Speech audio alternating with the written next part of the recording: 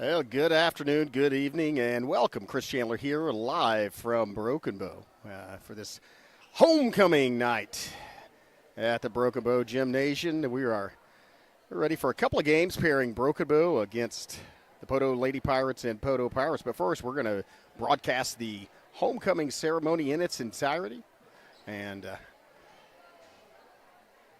recognize these young ladies, the court. We're going to take a quick break, have some words from our sponsor. We'll be back with the entire homecoming ceremony for 2024 on Broken Bow Basketball. You're watching the Broken Bow Network. This Savage live stream is made possible through contributions from Bailey Lumber Company, The Broken Tiki, Kaimishi Family Medical Center, Evan Smalling State Farm Insurance, McCurtain County Propane, Choctaw Landing, and McCurtain County National Bank.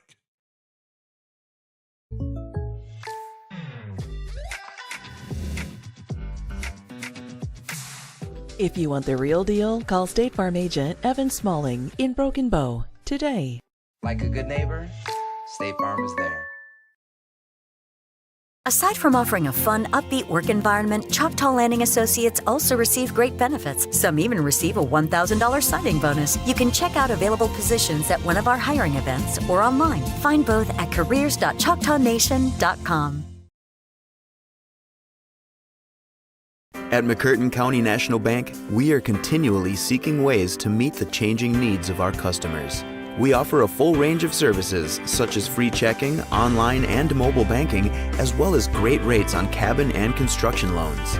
We're providing results through better service while giving you a greater value for your dollar. Visit us on the web at mcnbonline.com. McCurtain County National Bank in Idabel, Broken Bow, Hochatown, and Valiant. Well, moments away from beginning this homecoming ceremony. Again, this is put on by or under the direction of cheerleader sponsor Marissa Walls, and I should say cheerleader sponsor and sophomore freshman counselor Marissa Walls. Miss Walls and the cheerleaders do a good job setting up this gym, getting ready to recognize these candidates and crown the queen. Again, thanks to all of our sponsors. Appreciate them allowing you to watch not only the Savage Athletic Contest, but other extracurricular activities as well. And we know that several, and when I say several, the vast majority of the viewers that have actually said anything to us really like watching the homecoming ceremony, and so we are bringing that to you live. I will not be commenting during the actual ceremony, which is a relief to all of you. We're going to turn it over to Jerry Falling, the excellent PA announcer for Broken Bow, and let him introduce the candidates, their escorts, the court, and then announce the homecoming queen for 2024. Just a couple of seconds, I think, away as here come the young ladies, and so we're going to turn it over to Jerry.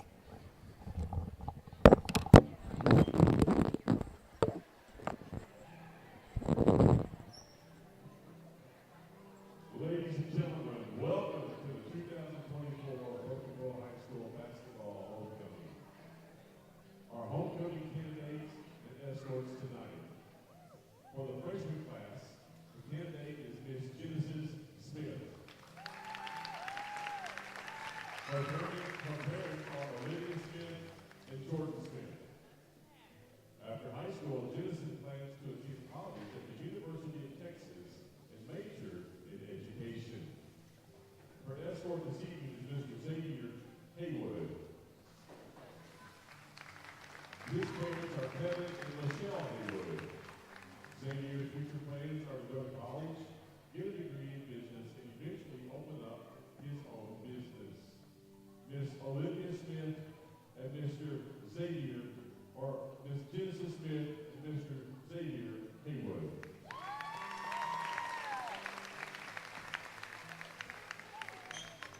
Our next candidate this evening, ladies and gentlemen, is your sophomore class candidate, Ms. Kate Rogers. She is the daughter of TJ and Catherine Rogers. Her grandparents are Jerry and Frankie Oswell and Jerry and Ann Rogers. Katie's future plans are to attend the college of her choice, play basketball, and follow God's will for her life. Her escort tonight is Mr. Mason Williston. Mason is the son of Erica Williston and Casey McKinney. Mason plans to attend the University of Oklahoma and pursue a degree of his choice. Ms. Katie Rogers and Mr. Mason Williston. Your junior class candidate tonight is Ms. Jackson Glasson. She is the daughter of Clint and Shauna Glasson, the granddaughter of Jim Jackson and the late Donna Jackson, and Terry Blake Glasson and the late Cletus Glasson. Jackson plans to extend her softball career at college of her choice while obtaining her degree in the medical field. Her escort this evening is Mr. Bryce Stover. He is the son of Rebecca and Randy Stover. After high school, Bryce plans to attend barber school and open his own barber shop. Miss Jackson Glasson and Mr. Bryce Stover. Your senior class candidate tonight is Miss Kinnison Camp. She is the daughter of Guy and Mandy Camp. Kinnison plans to attend Southern Arkansas University to major in exercise science while cheering on the mule riders cheer squad. Kinnison strives to always remember Philippians 4:6.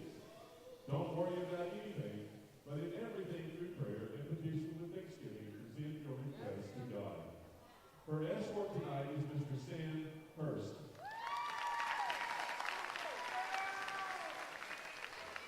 Sam is the son of Jeff and April Hurst. Sam's future plans are to attend college at Oklahoma State University and pursue a degree in engineering. Ms. Kinnison Camp and Mr. Sam Hurst. And our flower girl for the evening is Miss Jackie Ruth Bean. Jackie is the 6-year-old daughter of Coach Tony Bean and Jamie Bean of Holly Creek. She is the granddaughter of Al and Debbie Bean and John and the late Jackie Galloway. She enjoys going to church, sliding with her friends, playing t-ball for the little Coleman's, and playing with slime. Jackie wants to be a doctor for the Choctaw Nation when she grows up, and she wants to wish her dad and the Lady Savages and Coach Wolfie and the Savages good luck tonight. Your crown bearer this evening is Mr. Slate Daniel Hunterbuilder. Slate is the son of Darren and Courtney Hunterbuilder. His grandparents are Delta Hunterbuilder and Ron and Sheila Smith. His hobbies are football, basketball, fishing, playing outside, and playing with Legos, just so his parents can step on them in the middle of the night. He wants to be a football player when he grows up. Jackie and Slate are both in Mrs. Taylor's kindergarten class at Terry's Elementary. Miss Jackie Ruth Bean and Mr. Slate Daniel Hunterbuilder. Let's have a big round of applause, ladies and gentlemen, for your homecoming court tonight.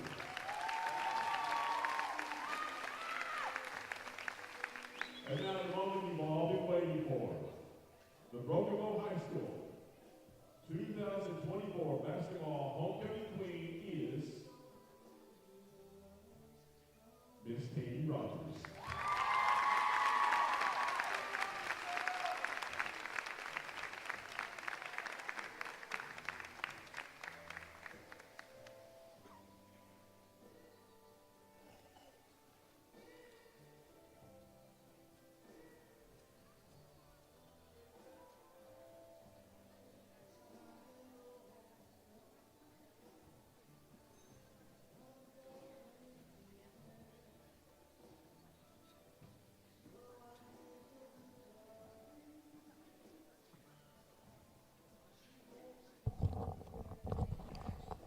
Yeah, congratulations to Katie Rogers, your 2024 homecoming queen. And out a special recognition award to Kinnison Camp. Again, ACL surgery, I think, yesterday. And still took part in the ceremony on crutches. That's now helping pin the crown. So appreciate the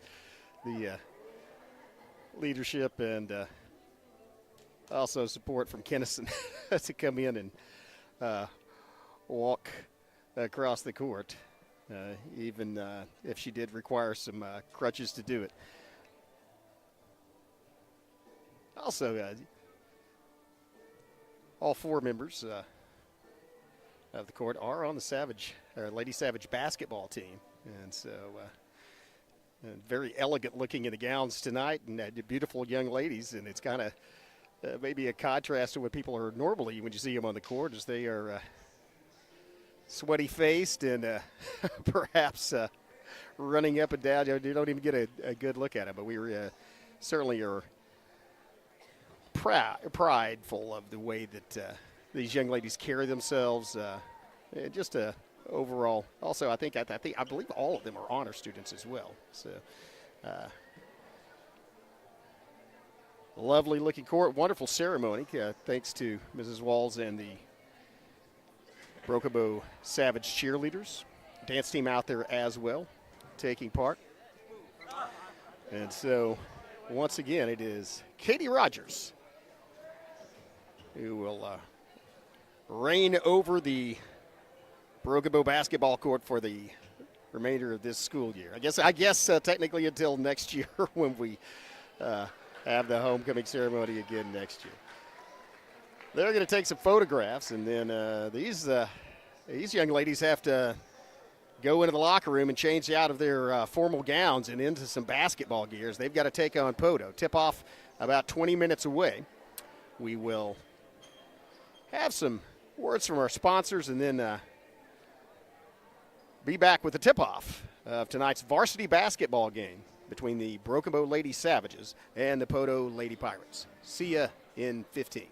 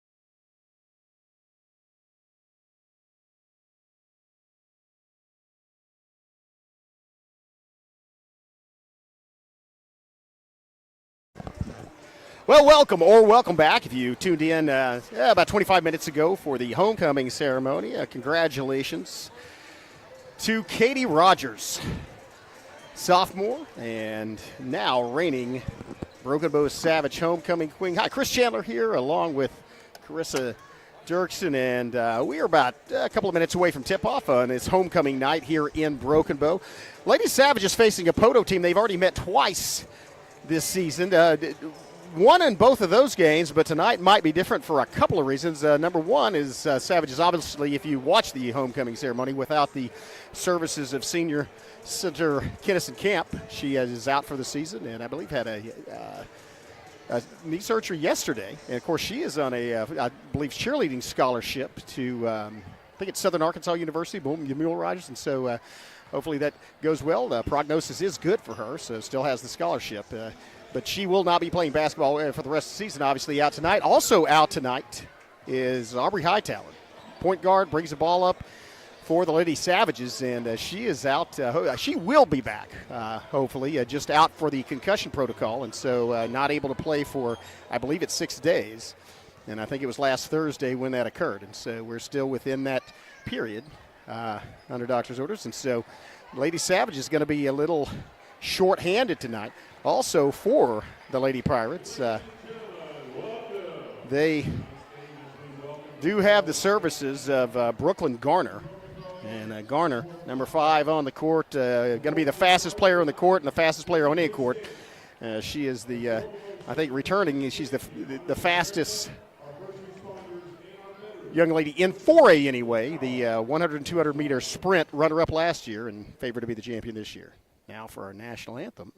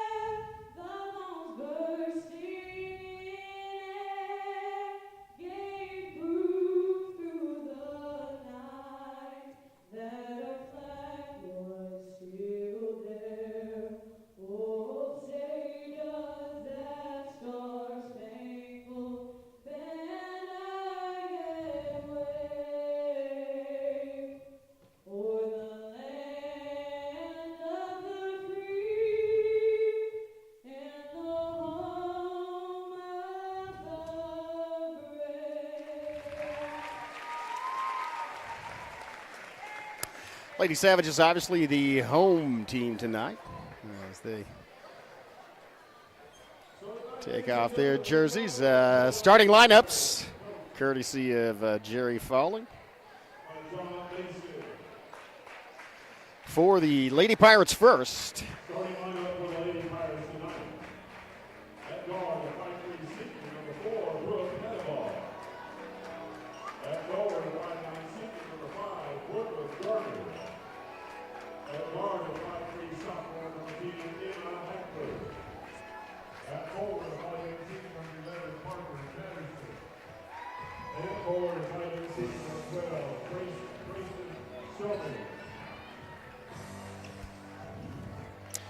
And again, the aforementioned Gardner, fastest player. The one to watch probably Parker Patterson, three-point shooter from outside number 11. And so Lady Savage is going to have to guard that perimeter tonight for Broken Bow. And also 3 seniors among the starting lineup for the Lady Pirates. No seniors. As Camp on the bench, the only senior on the team, and she is out. So younger team. Here's Jackson Glasson, though, the scrappiest player on the floor. Woolsey, a freshman, but had 34 points last week in a game at Tournament Tallahena. Rayleigh Gaston, a 3-year starter as a junior, started as a freshman, as did Haley Brantley. And then Avery Skelton into the lineup tonight. And you can see the height advantage as they meet at midcourt, and the young ladies, Woolsey, equivalent and probably a better rebounder inside, but still gives up a couple of inches.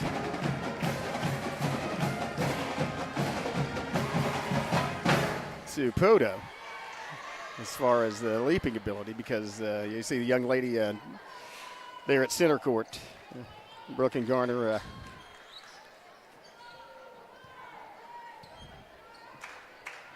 Has a higher vertical leap. We'll see how this starts off. Woolsey and Garner, and one by Garner. Quickly back to Hadaball.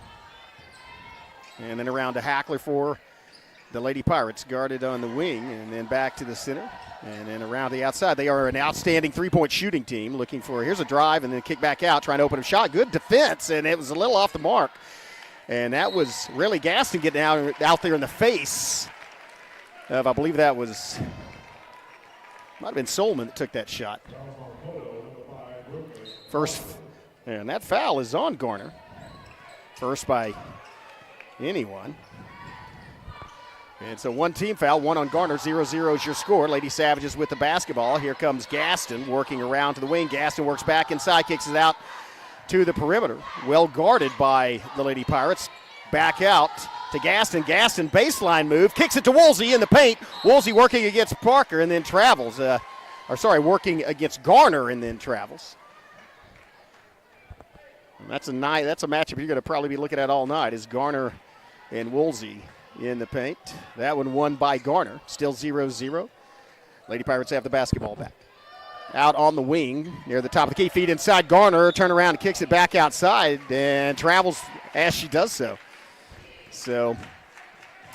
And the scoreboard just went out.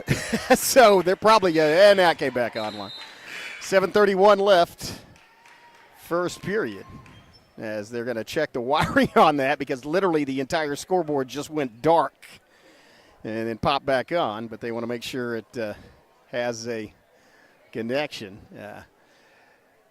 Just to talk about that, Robo has a new scoreboard, by the way. That was put in over the Christmas break, and also has the actual game clock is posted at both ends on the supports near the backboards, actually kind of above and to the right of the backboard on the north side, to the left of the backboard on the south side. But here's that's a vital part of the game and has to be operating. It is now back operating. Brumbo's working around the perimeter. Gaston working inside, trying to get, nice job of Gaston to get it over to Brantley. She kicks it out to the corner to Skelton. Gaston for three. Oh, man, that was up and off the glass, a little outside, in a fight for the rebound. All three young ladies go to the floor. And that's Jaxie Glasson. I will bet you it is. When you see a Broken Bow player go to the floor diving, chances are it's going to be Glasson. Man, she's tough. Ties the ball up. Possession arrow in favor of Broken Bow. Long inbound, and not a good one as it's picked off by Hadaball. And now goes out of bounds. Gaston got a hand on it as they tried to throw it back up the perimeter. So Poteau inbound, 6:55. Over a minute expired in this basketball game. Still 0-0. Good defense by both teams. And not able to penetrate, not able to get an open three-point look. Here comes Garner creating for herself, pops up, and it's rebounded inside by Woolsey. And here comes Brantley driving to her right. That's Glasson driving to her right. Now to Brantley, and knocked loose, and here comes Hadaball. Lays it in. And so Brooke Hadaball gets the first points of the game at the 6:20 mark. Now it's Brantley at the free throw line. Kicks it back out to Skelton. Skelton with the move. And then here comes Glasson driving in the paint. She picks up her dribble, kicks it out. Skelton from the perimeter. And just gets her. Oh, nice bounce pass from Skelton to Woolsey. Woolsey goes up off the glass, does not fall, and is rebounded by Garner. 5:57 left first period. 2-0 advantage, Poteau. I mentioned the Lady Savages playing without 3 starters tonight. Fired inside. Or sorry, without 2 starters, I should say. There's a bounce and rebound, Glasson. Out to Brantley on the wing. Brantley, wow, great defense by Hadaball as Brantley looked like she might get in. There's going to be a foul against Poteau as Glasson was taking it down the right side of the lane. That's going to be on Hackler, her first, second team foul on the Lady Pirates. Skelton is out. And the newly crowned homecoming queen, Katie Rogers, comes in. Rogers drives. Rogers loses a little handle on the basketball. And again, Rogers, I mentioned Rogers, normally a starter, also, I believe she may be recovering from an illness, not feeling 100%. As the Lady Pirates from the top of the key kick it out. Had a ball from 3. That was off the bracket. Rebound Garner, and then Garner bumps into Gaston, and Garner's down. Hope she's okay. A little slow getting back up. That may be a foul on Rayleigh. It is her first team foul on Broken Bow. 5:03 left, 2-0 advantage for the Lady Pirates. No, long inbound, brought back down to earth by Patterson, by Hackler. Drive, there's a slam to the floor, and again, Glasson slow getting up, and Rayleigh Gaston pops up, shoots it in, and it through. Bounce off the bracket and down through the hole. That was a nice drive and good hustle by Gaston as she took it the length of the floor and then popped up about 8 feet out. Turnaround jumper, and there's the answer from Garner as she gets her first field goal of the game. 4-2, 4:26 left, first period.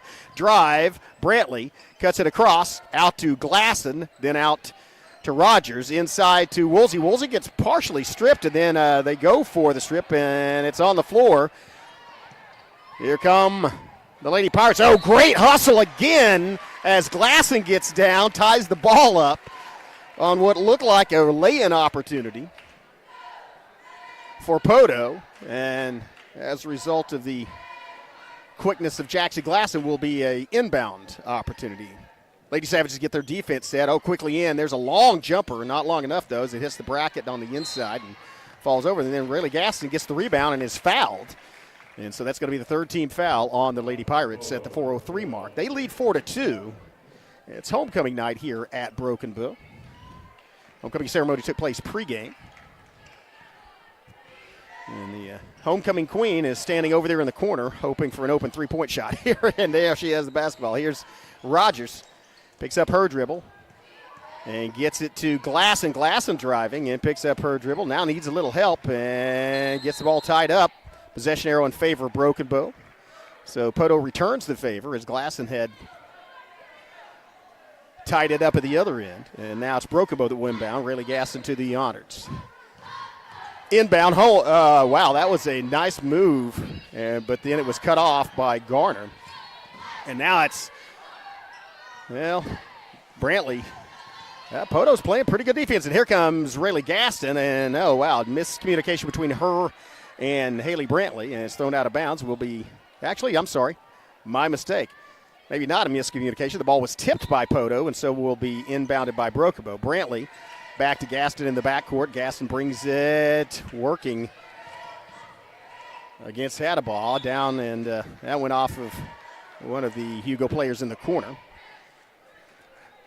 3:22 left in this first period. 4-2 game. Good defense being played by both teams. There's not a whole lot of open shots, and so both teams being forced to try to create shots. Here's Brantley with the drive. Brantley draws the foul. That was a good move and a smart move by Haley Brantley as went down the right side of the lane. Got Poteau to commit their fourth team foul, and still 3:17 left. She'll go to the free throw line on this one as she was in the act of shooting, but since that's the fourth foul, from now on, Broken Bow will shoot 2 on any, and as she sails it right through the bottom of the net. Haley Brantley with a one-pointer. But Broken Bow will, for the next 3 minutes and 17 seconds anyway, any foul by Poteau will send Broken Bow back to the free throw line. That one, second one, is not accurate and is rebounded by Garner. Poteau, 1 point lead, 4-3, 3:08 left. Bounce pass. Had a ball. And then almost stripped. Lady Pirates recover.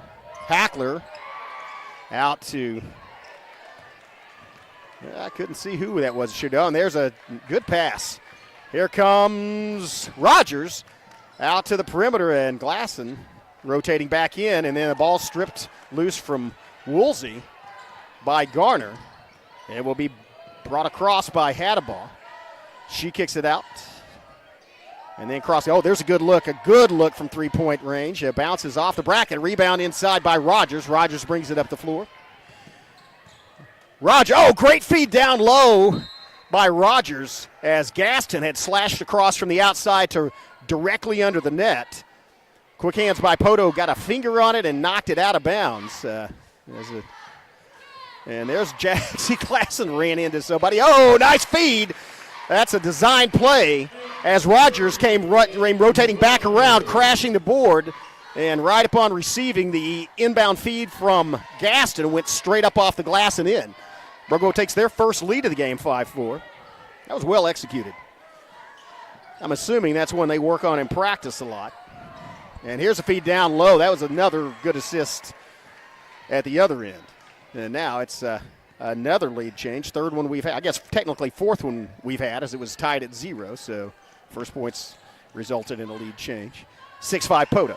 1:41 left, and there's a steal. 2-on-1 opportunity. Well, not quite, because Jackson Glasson and Brobo gets back on defense and gets them to commit their 5th foul. You got to admire the hustle, as it looked like a 2-on-1 break. Brantley, the only Lady Savage down there, and here comes number 1, Jackson Glasson, sprinting from one end of the court to the other. And Poteau unable to stop their momentum toward the end line, and so tried to pass it back in. The ball was stolen, and then immediately they fouled Broken Bow. So they are going to send Haley Brantley to the free throw line, and she will be shooting too. Again, no more 1-and-1s. That's not a thing anymore. So all fouls are 2-point shots unless it's a foul where you're following a basket that is made and it's a +1. The first free throw is up and hits the bracket, bounces 3 times and then falls off to the right, however. So that one's no good. And now Brantley has an opportunity to tie it up with her second shot. 1:32 left, first period. Advantage. And the second one also missed, but Woolsey rebounds it, and then Woolsey drives in, and then she's fouled, and that's going to send Tyson Woolsey to the free throw. And that's on Gardner. I think that's her second foul. It is, and it is. 2 fouls on Brooklyn Garner, and she is their chief rebounder. And so still in the first period. That's getting her in trouble. Yeah, Brookbo struggling from the free throw line, however, as Tyson Woolsey's first free throw misses. Still 5-6. Poteau with a 1-point lead. Opportunity to tie it up for the Lady Savages here. Second shot, swish. Well, maybe not swish, rattle, and falls through anyway. So it's a tie ball game. And then at the other end, the press, it's stolen and put back in. Well, not. That was a tremendous steal as Haley Brantley showed her quickness getting there, and then laid a little too much power on it. It went off on the other side, but it was knocked out of bounds by Poteau, so we inbounded by Broken Bow. Lady Savages put themselves in an opportunity to take the lead. Feed inside, and there's Woolsey. Woolsey drives, goes under the bucket, and tries to draw another foul, does not. Ooh, and there's a hard fall to the floor. I think that's Garner struggling against Woolsey, and so it goes out of Garner's hands and will be once again inbound by Broken. They scored last time in this position as it was into Rogers, and she rotated around and sunk, and that was blocked. That was a pretty clean block. Here comes, wow, you're not going to catch Garner. And that's an easy lay-in at the other end. Brooklyn Garner, as I might have mentioned in the pregame, got the silver medal in both the 100 and 200 meters at the state track meet last year. I think the winner was a senior, so she was, as of now, the fastest person in the state in Class 4A. I should say the fastest girl in the state in Class 4A. And so once she takes off down the floor, and it's just about that fast with the basketball. 8-6 is the score. 2-point lead for Poteau. Broken Bow with a possession of the basketball, though. An opportunity to tie it up. Oh, nice look. Oh, move.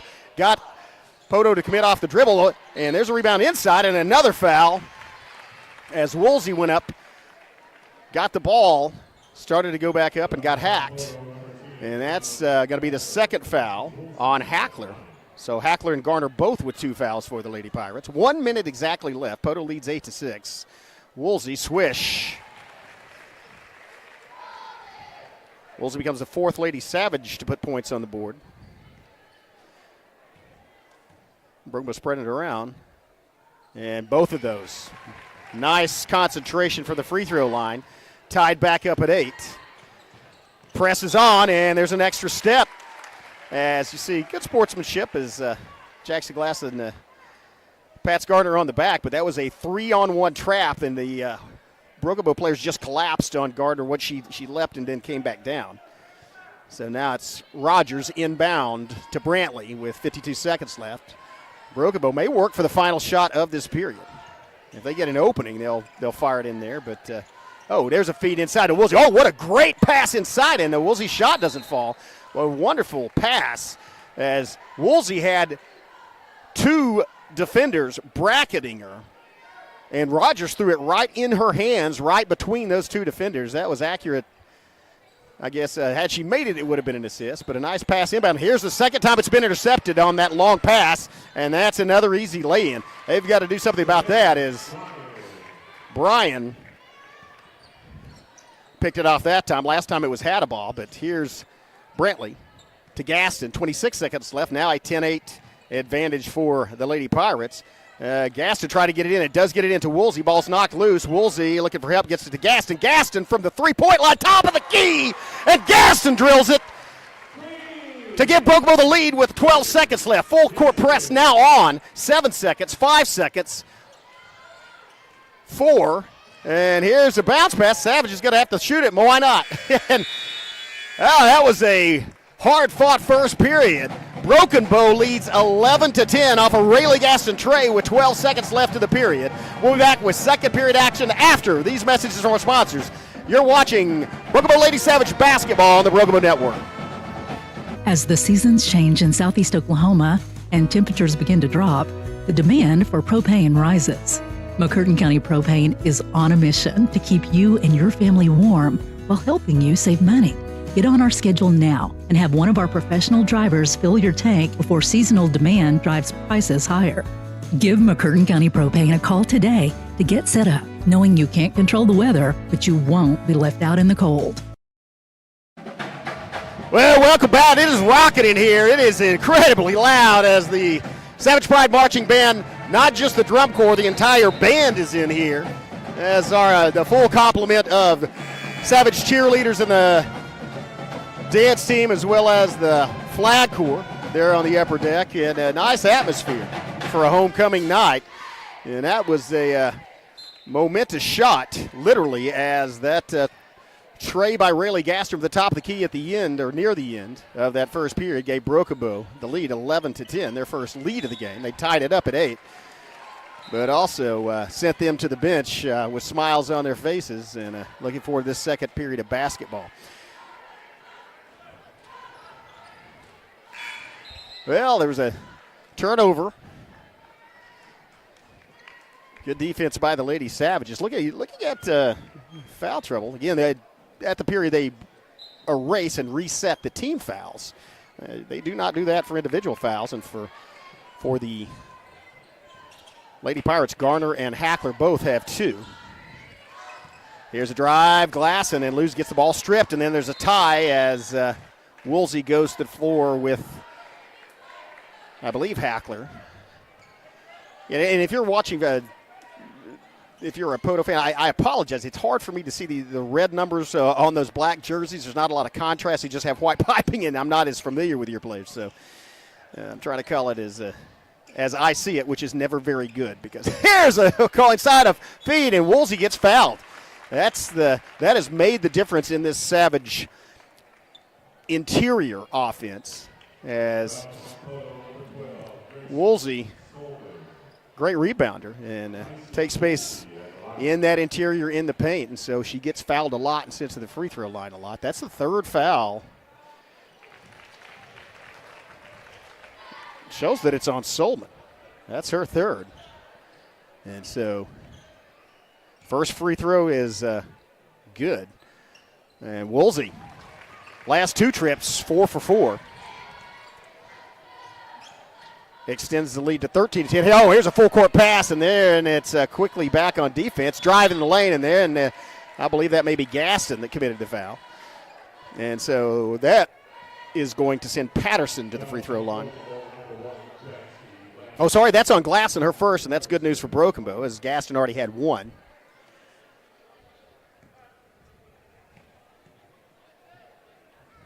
And Swish at the other end.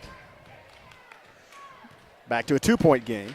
Poteau has an opportunity to cut it to 1 with this next shot from the free throw line.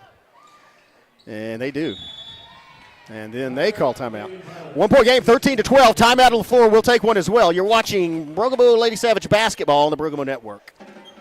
This Savage live stream is made possible through contributions from Bailey Lumber Company, the Broken Tiki, Kaimishi Family Medical Center, Evan Smalling State Farm Insurance, McCurtain County Propane, Choctaw Landing, and McCurtain County National Bank. Slowly from it. Yeah. Well, again, exciting atmosphere in here. It has warmed up outside as well compared to last week when we were in the deep freeze. And it's a rainy, dreary day outside, but thankfully not sub-zero. Schools were closed Monday, though, as it was cold. And ice was on the roads Monday morning. What a difference a day makes. Here's Lady Savages trying to get the ball across court. Now another steal in the mid-court transition, and that was Hackler. Or, sorry, that was Addaball. And now it's back to the 1-point lead. Here's another turnover, and that results in a fight for the rebound. Gaston comes up with it for the Lady Savages. As Poteau's press, and there's Rayleigh Gaston, puts it up and through from the free throw line, actually a little bit back. Gaston leads all Lady Savage scores. She has 7 points, and now they lead. That is the 2, 3, 4, 5, 6th lead change of this 7th lead change of this basketball game. 15-14 advantage Broken Bow. They'll slow things down. Poteau, that is, had a ball. The 3-point shot from, I think that was Patterson. Off the miss, it's the Lady Savages with the basketball. Rayleigh Gaston's feeling it. She has 3 field goals already, and we're early going. 6:15 still left in this first half. Here's Woolsey in the paint, turning around, fighting for position, lays it off the glass and in. Ryan Woolsey's first field goal to go with her 4 free throws. She now has 6, 17-14. There's a football score for you. And 6 minutes left in the half. 17-14 Broken Bow. They led 11-10. At the expiration of the first period. Addaball. And they're around the perimeter. Here comes Garner. Garner from 3. Falls to the floor, and then is another fight for the rebound. As a good job by Jaxie Glasson to get down and get the timeout. Again, she went straight to the floor, got the basketball. Timeout on the floor. We'll take another one. Be back in 15 seconds. You're watching Broken Bow Lady Savage basketball on the Broken Bow Network.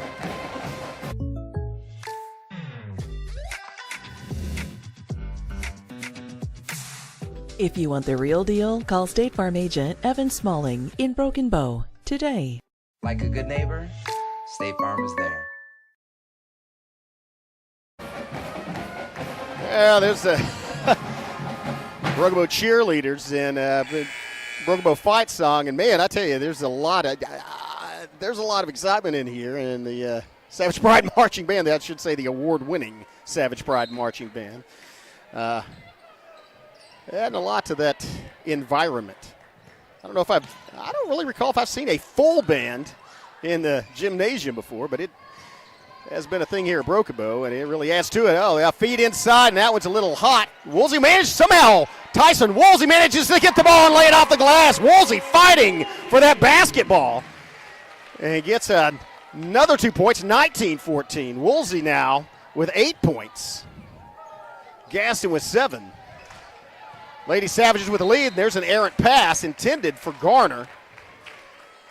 Turnover by Poteau, and Broken Bow inbound. Presses on, though, and I don't see why not, as Poteau has produced about 4 or 5 turnovers and gotten at least 2 baskets off of those. So they get it to Glasson, and then to Gaston. Gaston getting across. Gets it across the timeline to Rogers. Rogers feeds it to Woolsey. Woolsey in the paint. Woolsey bounces, turns around, then feeds it, tries to feed it back outside. The ball saved, and then goes into the Poteau bench. That was a good hustle by Poteau, as I think that might have been Solman that got over there and managed to keep her going out, but had no teammate left in the in the inbound on that side. And so Broken Bow will have the ball. They get it back in to Brantley. Brantley turning around, trying to, decides to shoot it and draws the foul. Brantley originally was trying, I think, feed it to Woolsey, and then realized that she had the defender out of position, coming back down on top of her, and so threw the ball up at the backboard and drew the foul. That's the second foul on Hadabaugh, and Hadabaugh. I almost said like attaboy, attagirl. Hadabaugh, a great basketball player, as are Garner and Patterson. Again, since they last lost to Broken Bow at Poteau, the Lady Pirates, the second one by Brantley is good. The Lady Pirates have gone on an 8-3 run, as they've won 8 games while only losing 3. And again, and losing to teams like, I think one of them might have been Pecola, who's a great girls basketball team. Here's that ball was blocked. I think that was Glasson or Brantley that got a piece of it. Great defensive efforts that it looked like an easy lay-in. Down, and here's Rogers from 3. She has a good look. High rebound coming the other way, and Brantley decides, nice pass, and then it's going to be an easy gliding 2-pointer for Garner. That was a good assist, as they got Garner right down there in the position. And that was a tough position for Gaston, as she had 1 foot on either side of the timeline. And once again, Brantley draws the foul, and Haley Brantley has figured this out. Not that she didn't earlier, but she's figured she's not going to be able to elevate. You see the height difference there as she's at the free throw line between her and Poteau. She's not going to be able to elevate over them, but she can draw fouls. That's the 3rd foul on Garner, and that does send Brantley to the free throw line. Smart play by Brantley, as now that's the 3rd team foul as well of this period. It's still 4:03 left in the half, and so racking them up. The Lady Savages just have 1. Brantley's second shot bounces in and out and then is no good. Press on by Broken Bow. Long full court, or half court pass, I guess, but a cross court pass as well, so it traveled almost the full length of the court if you'd thrown it down the middle. Out to Hadabaugh, down in the corner to Solman, and then put up shot right in the middle of the paint, as Patterson gets her first bucket of the game. 20-18, 2-point game. Lady Savages trying to get it past the timeline. Good job. Turn around to, feed down low to Tyson Woolsey. Woolsey makes the nice finish, and a great pass by Haley Brantley to get it down there. And Glasson. Now there's a 2-on-2 break, and once again, great defensive move, but gets the call. Good hustle anyway by Brantley as she commits a foul, but that might have been an easy 2-point lay-in for Hadabaugh, so instead they're going to send her to the free throw line. That's the first foul on Brantley, second team foul on Broken Bow. Probably a good foul to give, even though Hadabaugh's a great free throw shooter. She almost certainly would have had 2 points off the glass, and so does make the first one. 5 points now for Hadabaugh. Their team has 19. They trail by 3. Lady Savages have 22. Second shot's up and good. Hadabaugh drills both of them. Gaston back to Brantley. And then Brantley across. And now it's going to be a 2-on-1 break. Bounce pass to Woolsey. Perfectly executed. Woolsey with her 4th straight 2-point bucket in the paint. Presses on, and now it's a 3-on-2 advantage. Well, it was until Glassy got back down. Now it's a steal by Rogers. Rogers cut in front of Hackler, and Rogers gets it. Now she's swarmed. She is across the timeline. They should have an advantage, and the ball's knocked out of bounds by Patterson as she went for the basketball, knocked it out of Gaston's hands. And here's the thing. It's just a timeout. I saw one of the Young lady's leaning over there, but I think she's just tying her shoelace. So we're back to play. Gaston to inbound it for Broken Bow. They lead 24-20, 2:36 left, first half. Here comes Brantley working against Adebaugh. And circle pass, feed inside Woolsey, and she lays it in perfectly. That was a two-pass play. Give Rogers the assist. Give Woolsey her 5th bucket from the field to add to her 4 free throws. She has 14. Broken Bow has 26. They lead by 6. 2-10. A wide open look from 3. Here comes the three-point shot. That rare miss. Again, Poteau, pretty good three-point shooting team. And Patterson and Garner, excellent three-point shooters. So 2 minutes left, first half, 26-20. Broken Bow with the lead. Also the advantage is Poteau has 3 team fouls, Broken Bow just 2. Feed inside, Woolsey not in the paint, a little bit outside it. Gets it to Gaston, Gaston working. Gaston works inside, picks up her dribble. Out to Brantley. Brantley thought about shooting it, feeds it in to Woolsey. Woolsey with the turnaround. Woolsey goes down low, lays it off the glass, comes about the other side. Good rebound. And with 1:34, it's going to be Lady Pirates. It's Solman working against Gaston. Opted not to shoot it. Really, Gaston right on that three-point line. And here's Solman once again drawing a defender. Gaston steps out. They do not want to let her shoot it from outside. And there's some collision between Glasson and I think Adebaugh, or Hadabaugh. I've got to remember the H is silent. Here's a shot off the front of the rim. No good rebound. Brantley. Brantley working across half court. And, gets the ball off her foot. Good reaction by Rogers to get back the basketball. Now it's to Gaston. Gaston pulls it up from the top of the key. Wow, just a little bit outside. Good line, but she's about 4 feet or about 3 feet off the line, and so it's a little bit short. 45 seconds left, 26-20. Lady Savages with the lead. Lady Pirates trying to cut into it. Pass outside. Back to Hackler, drive, baseline move, and a block by Woolsey. Just knocked it right into the hands of Gaston. Here comes Rayleigh, 24, a lot of time left. Gaston with a pass to Woolsey, and she kicks it back. Oh, that's a great look for Rogers, and Rogers puts it in the bottom of the net. Rogers, her first three-point bucket. Now it's a 9-point lead for Broken Bow, 29-20, 8-7, 6, 5, and a 2-point shot right at it. Savages have 3 seconds, 2 seconds. Gaston gets the shot off. Oh, Gaston had it hit the backboard and almost go in. Well, after one half of play, it's Broken Bow 29, Poteau 20. We'll take a break, have some words from our sponsors. We'll be back with second half action. You're watching Broken Bow Lady Savage basketball on the Broken Bow Network. They've been supporting the Savages for a very long time. Bailey Lumber Company, a family-owned tradition in Broken Bow for over 80 years. Located just 5 miles east of Broken Bow, they're your go-to destination for all your lumber needs with everything you'd expect from a big store, with the added charm of hometown service and competitive pricing. Need your materials delivered? Bailey Lumber Company will help you with convenient delivery options. Bailey Lumber Company, supporting the Savages.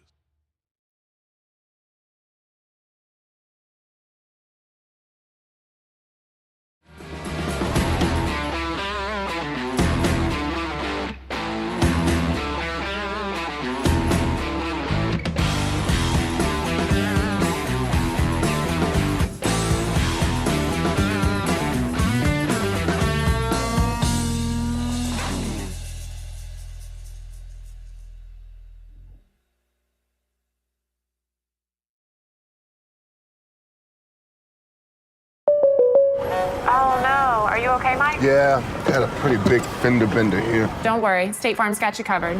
That's great to hear. Robin, what's going on? We're gonna get you a tow truck, Mike. Thank you. Real fender bender going on here. Fender bender. Everybody remain calm. No reason to panic. Go with the one that's here to help life go right. Call State Farm agent Evan Smalling at 580-584-7277. Something special is coming to Hochatown that could mean something special for your career. Choctaw Landing is looking to fill lots of great positions, so we need great people like you. Aside from offering a fun, upbeat work environment, Choctaw Landing Associates also receive great benefits. Some even receive a $1,000 signing bonus. You can check out available positions at one of our hiring events or online. Find both at careers.choctawnation.com. Choctaw Landing. All we're missing is you.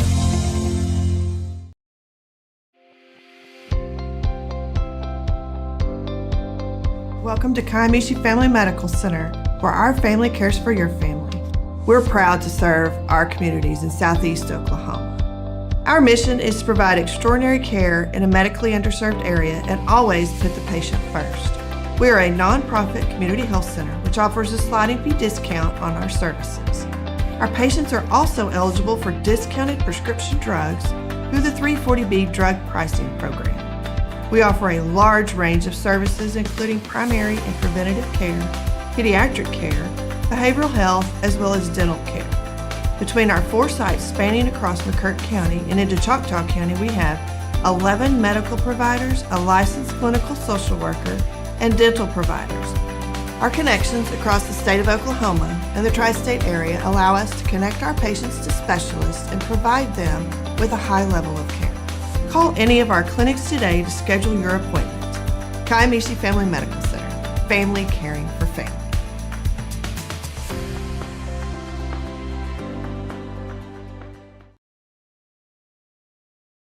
At McCurtain County National Bank, we are continually seeking ways to meet the changing needs of our customers.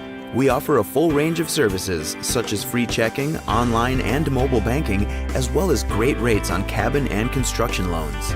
We're providing results through better service while giving you a greater value for your dollar.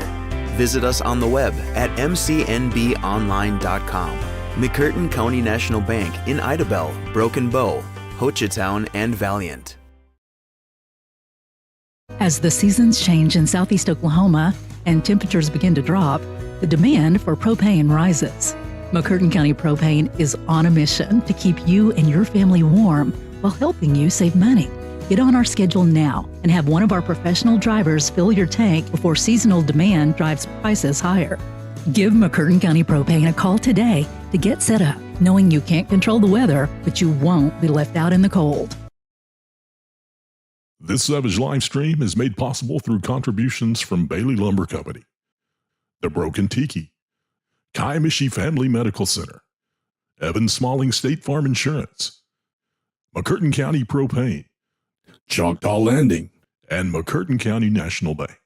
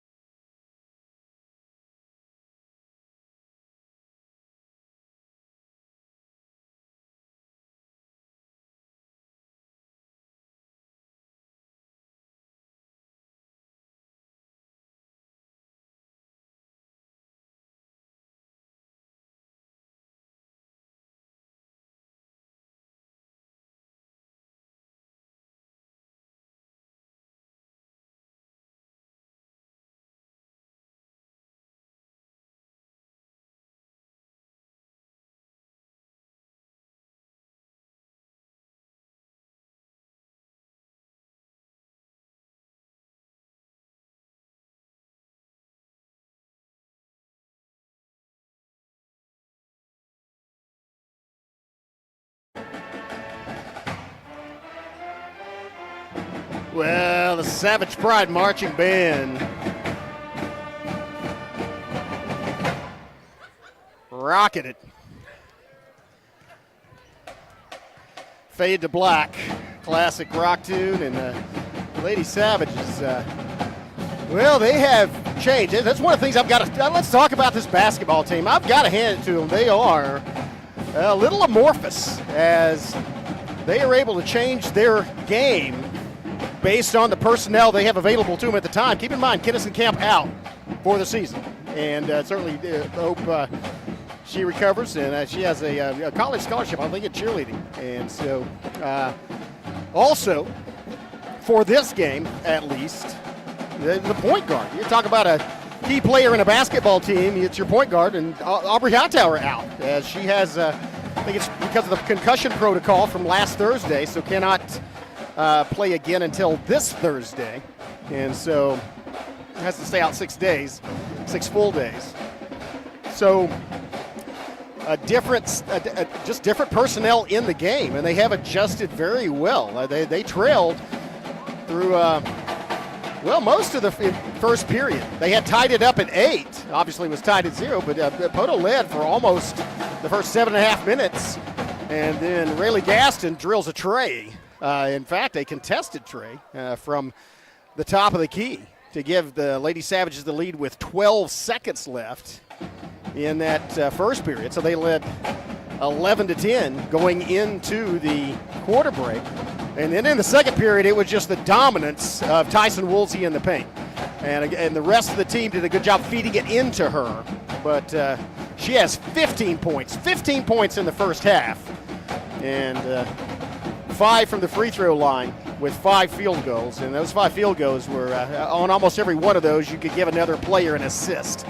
And so Lady Savages changed their game, and as a result, they lead by 9, 29-20. Certainly I have to talk about how coachable these young ladies are. And also, I know that there's your homecoming queen for 2024, Katie Rogers, and she was a question as to whether she would actually suit out tonight. She's not 100% recovering from an illness, but she is certainly hot on the floor tonight as a tree that she just buried, and to extend that lead. And also some nice assists and good defensive play. Rayleigh Gaston with 7 points as well, all from the field. And so Lady Savages, they're just getting it done. They got it done in the first half against the Poteau Lady Pirates. Still about 3:20 away from tip-off the second half. So we'll take a quick break, have some more messages from our sponsors to be back with the second half of this Broken Bow versus Poteau basketball game on the Broken Bow Network. See you in 3 minutes. They've been supporting the Savages for a very long time. Bailey Lumber Company, a family-owned tradition in Broken Bow for over 80 years. Located just 5 miles east of Broken Bow, they're your go-to destination for all your lumber needs with everything you'd expect from a big store, with the added charm of hometown service and competitive pricing. Need your materials delivered? Bailey Lumber Company will help you with convenient delivery options. Bailey Lumber Company, supporting the Savages.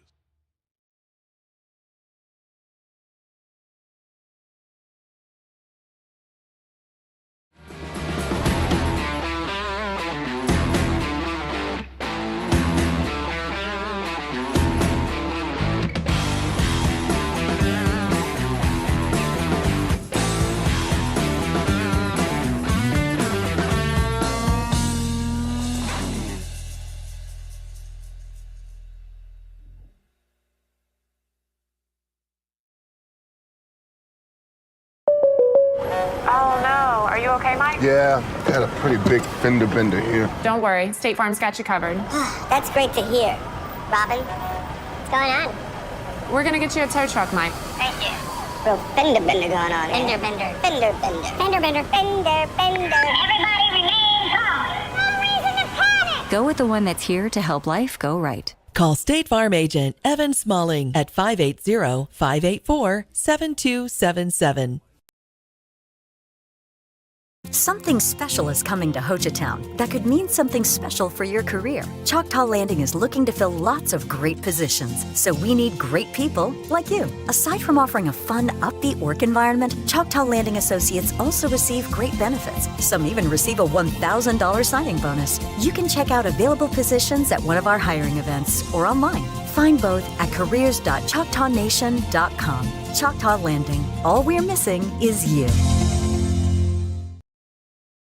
This Savage live stream is made possible through contributions from Bailey Lumber Company, The Broken Tiki, Kaimishi Family Medical Center, Evan Smalling State Farm Insurance, McCurtain County Propane, Choctaw Landing, and McCurtain County National Bank. Well, the Savage fight song echoing off the rafters here as we begin the second half of play. Lady Pirates with the basketball to start it off.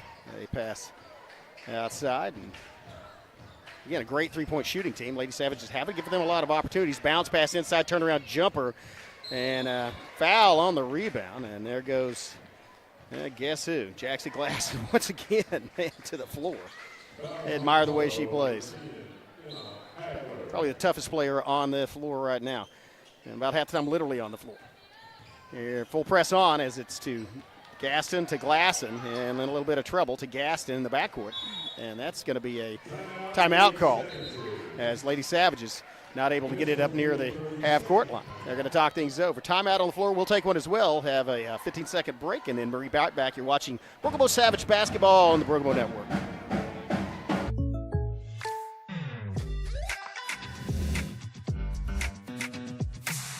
If you want the real deal, call State Farm agent Evan Smalling in Broken Bow today. Like a good neighbor, State Farm is there. Yeah, talking things over. They change things at halftime, make adjustments. Lady Savage probably just want to do more of the same, maybe take a little better care of the basketball, bring you up is one of the things they might have talked about. Poteau, on the other hand, has said put the pressure on. We trail by 9, and do not let them get it down to the other end and into the paint to Woolsey. Woolsey led all scores with 15 points first half. Gaston had 7, Brantley 2, and Rogers 5 for Lady Savages. For the Lady Pirates, it was Hadaball with 8, Garner with 6, Patterson with 4, and Solon with 2. Well, they get it across, and there's Jackson Glasson guarded by Gardner, and then Garner gets back inside the paint. Here's a drive by Gaston, and then, nice feed back to Woolsey, and then back to Gaston. Really Gaston working against Hadaball. Gaston still working against Hadaball. Out to Glass at top of the key, out in the corner to Skelton, and then the ball knocked out of bounds. They try to get it in high to Woolsey, and so probably a good strategy by Garner to knock it out of Woolsey's hands, just try to deny her the basketball. Once she gets it, she is dangerous. Here's a drive by Brantley, and she's double-teamed in the paint, looking for help, gets it. Now it's Skelton. Lane is cut off, and so Skelton looking for help. Skelton, long pass back to Brantley, bullet pass to Gaston. Gaston working against Garner. Gaston pulls back, shoots it from 3, off a little bit over. Hasn't ranged that one in yet, and so goes off the glass and into the hands of Poteau. 6:40 left, third period. Brookville leads 29-20. Here's Garner from 3, out Tyson. Woolsey out guarding her, and that's probably a good idea. She can jump. Here's a three-pointer, front of the rim, rebound Woolsey inside. Glasson bringing up the basketball. And Glasson across, feed outside. Skelton drives in. Skelton in the paint. Gets it to Gaston. Gaston for 3 off the front of the rim. So now she's got that was a good line, but the distance wasn't there. And now dribble is picked up by Garner.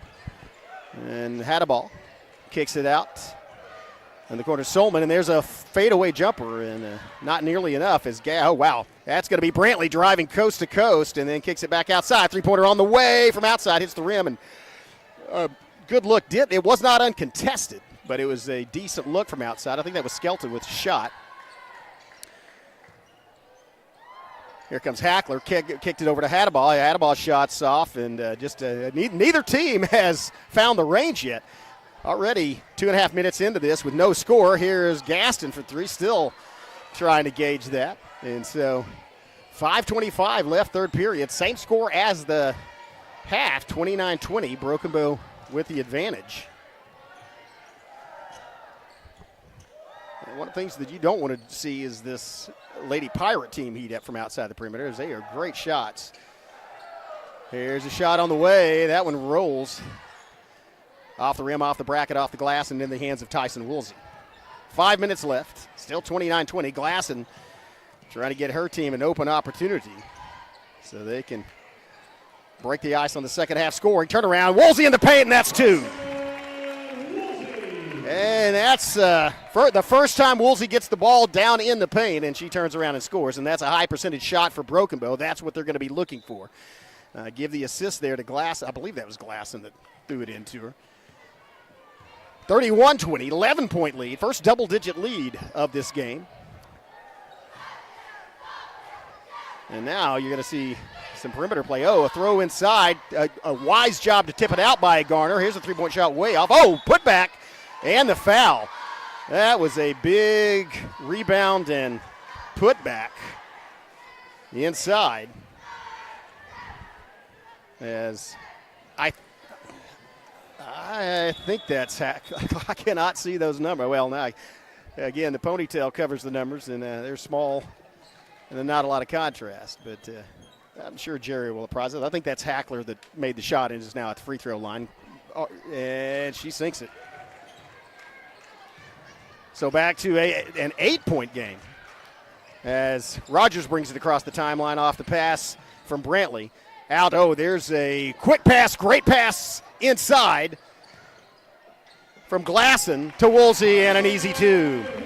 Tyson Woolsey racking up the points already at 19. Our team back to a double-digit lead. They lead 33-23, 4 minutes left, third period. Drive by Hadaball. And then a Patterson outside shot coming down, and watch out. That is Hackler gets a 3. That's her second bucket, first 3. Don't want them to heat up outside. And there is a drive by Brantley. Had a path to the bucket. Now it's cut off. She gets it to Woolsey. Woolsey goes in, and that was pretty good defense. Woolsey gets her own rebound, kicks it out to Gaston. Gaston with the drive. Gaston pulls up, shoots it off the rim, and then it goes out of bounds off of Poteau. Will be inbounded by Brokobo. 3:28 left, third period, 33-26, 7-point advantage. Lady Pirates on a little mini run as they did trail by 11, but have cut back into that in the last minute. Turnaround, Woolsey. Oh, wow, Woolsey with a left-hand lay-in. Tyson Woolsey switched hands with a basketball, and then a little finger roll. Back to a 9-point advantage, Broken Bow, with 3:13 left. Here comes a ball stripped loose. Haley Brantley, and now it's going to be Gaston with the lay-in. Rayleigh Gaston with a 2-point bucket. Nice strip by Brantley. Gaston, her first field goal of this second half. Under 3 minutes left, back to an 11-point Broken Bow lead. There's the press down low, and here's Garner, and wow, Garner elevates, does get the shot over, but then stripped. Garner off the rebound. Haley Brantley shows her quickness. Brantley goes up, and she just gets jacked. And Tyson Woolsey just takes it away. Woolsey with the second putback attempt, and there's a tie basketball. Jackson Glasson once again on the floor. Possession arrow. Well, actually, Glasson is going to get a foul on that one, so. Yeah, she did go. She did aggressively attack the basketball. I think it might have been a little out of position and a little bit over the back, and so she gets called for the foul. Just her second, just the second one this period for Broken Bow. 2:28 left. 11-point Broken Bow lead, 37-26. As picks up her dribble and then has to get rid of it. That's Patterson circle back. Oh, there's a three-pointer. That one's that might have been partially blocked by Woolsey. I also like this defensive scheme. Instead of having Woolsey just sit there in the paint, they bring her out when Garner's on the perimeter because Garner's an excellent three-point shooter. And there's a steal. And that was might have been a cross. Yeah, I was going to say she grabbed the ball, got a foot down on this side in the forecourt. The bench, the Poteau bench does not like that call. Head Coach Mason out there saying that's not the way it works, but she did have one foot in this side and then crossed over into the backcourt. So I do not have a master rules. I don't know if that is a backcourt violation or not. It was called one, though. And there's Rogers feeds to Woolsey. And there's all alone Gaston. And Gaston's a little off. That's her shot from the top of the key. Already buried it once. And that one was a nice feed to get it out to her. She did have one of the Poteau play. Actually, I think it was, once again, it was Garner that just is, after really gassing, got the basketball, leapt out at her, and Garner, with her leaping ability, got kind of in the line there. That is a factor. Oh, feed inside and try the quick lay-in. That might have been partially blocked. And feed down, well, it was a great feed down low, and shots not on. Now Lady Savages have their defense, and that one was partially blocked by Woolsey, and then that's going to be a foul, I believe, on Glasson. That's her third. If it's on Woolsey, it's going to be her first, I think. Sorry, it's the second one on Woolsey. I stand corrected.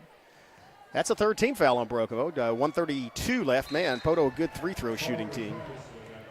As Patterson gets her first point of the second half. She had 4 in the first. Gets her team back to a 10-point deficit. She can get it into single digits if she makes this one. Shots on the way. She sinks both of them. Usually 3-point shooting teams are also really good free-throw shooters. That Poteau no exception to that rule. Here's a high pass, and Woolsey goes up and gets it, and then looking for help, dribbles, turns around, feeds it, draws the foul. And that's the third team foul on the Lady Pirates, evening them up with Broken Bow. 120 left, just 120 left though, so neither team in risking putting the other one in the bonus yet. Tyson was attempting a shot. Wow, that's another free throw for Tyson Woolsey. She had 5. Shot 5 of 6 first half. Now 1 of 1 so far in the second, and gets it back to a 10-point advantage for Broken Bow, 38-28. 120 left, third period. Here on homecoming night. Second shot also falls right through the hoop. Tyson Woolsey already with 23 points. We are still in this third period. Here's a rotation and quickly cut off by Glasson. And Glasson made a move for the steal as they kick it around. Oh, 3-point shot on the way, and that's right through the bottom. And that Hackler with her second 3-point shot of this half, of this period. Back to an 8-point game. As press is on, they get it across to Glasson in the forecourt. Glasson with 50 seconds left. Gets it down to Woolsey. Woolsey in the paint, dribbles, goes up, and then has it. Oh, no, actually she intentionally passed. I thought it was blocked, but passed it out to Skelton, who gets it out to Rogers, who gets it to Brantley. Brantley slashing through the defense and draws. Wow, she went hard to the floor on the foul. And again, Haley Brantley has figured this team out. She is not going to elevate over these Poteau players, but she is going to draw the foul on shots like that. Saw the lane, took advantage of it, and it sends her to the free throw line. The board shows that. Maybe that was just 2 last time.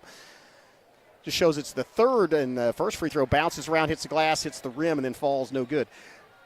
It shows there's just a third team foul. It's kind of academic anyway because 36.6 seconds left. I would be surprised if either of these teams wind up putting the other one in the bonus in the next 36 seconds. Second free throw is good for Brantley. Her first points of this half. She has 3, and all 3 of them from the free throw line. And all 3 off drives like that, where she gets the opponent to commit to the foul. Here's 26 seconds left, so time probably for a couple of possession. Trap is, they got out of that with Poteau. Good pass. And now they're going to kick it back. Well, momentarily, it looked like they may have had Hackler open from the top of the key. Drive back around, and now they get it out to Patterson, kick it out to the wing. Driving back around. It's going to be Patterson, top of the key. Feeds to the inside, turnaround jumper, and falls off. No good. Defensive move by Woolsey. And that'll do it for 3. Lady Savages lead by 9, 40-31. We'll be back for the final 8 minutes of this basketball game. You're watching Broken Bow Lady Savage basketball on the Broken Bow Network.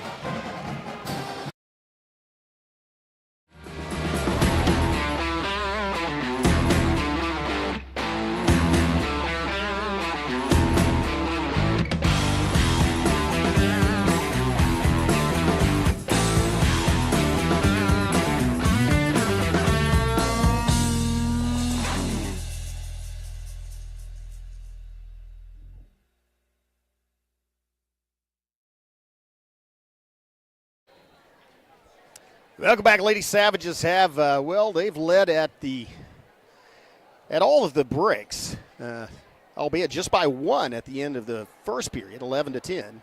extended that to a 29-20 halftime lead, and that lead stands at 9. They fought to, a standstill as far as points scored in that third period, as each of them adding 11, and that's where we stand 40-31. Broken Bow with the advantage. Tyson Woolsey leads all scorers with 23 points. Rayleigh Gaston with 9. Katie Rogers with 5, and Haley Brantley with 3 for the Lady Savages. Hadaball leads her team with 8, but is scoreless thus far in the second half. Turnaround jumper, Garner bounces out, unkind rim. Man, gets a rebound, though. Nice putback by, and there are 2. That's Ava Zink. Also a Cameron Zink. That's number 22 and 14, respectively. And there's a foul at the other end. It's got to send Woolsey to the free throw line. Man, that's first foul on Parker Patterson. So, and again, the first team fouls. They reset them at the break. So Woolsey at the free throw line where she makes it.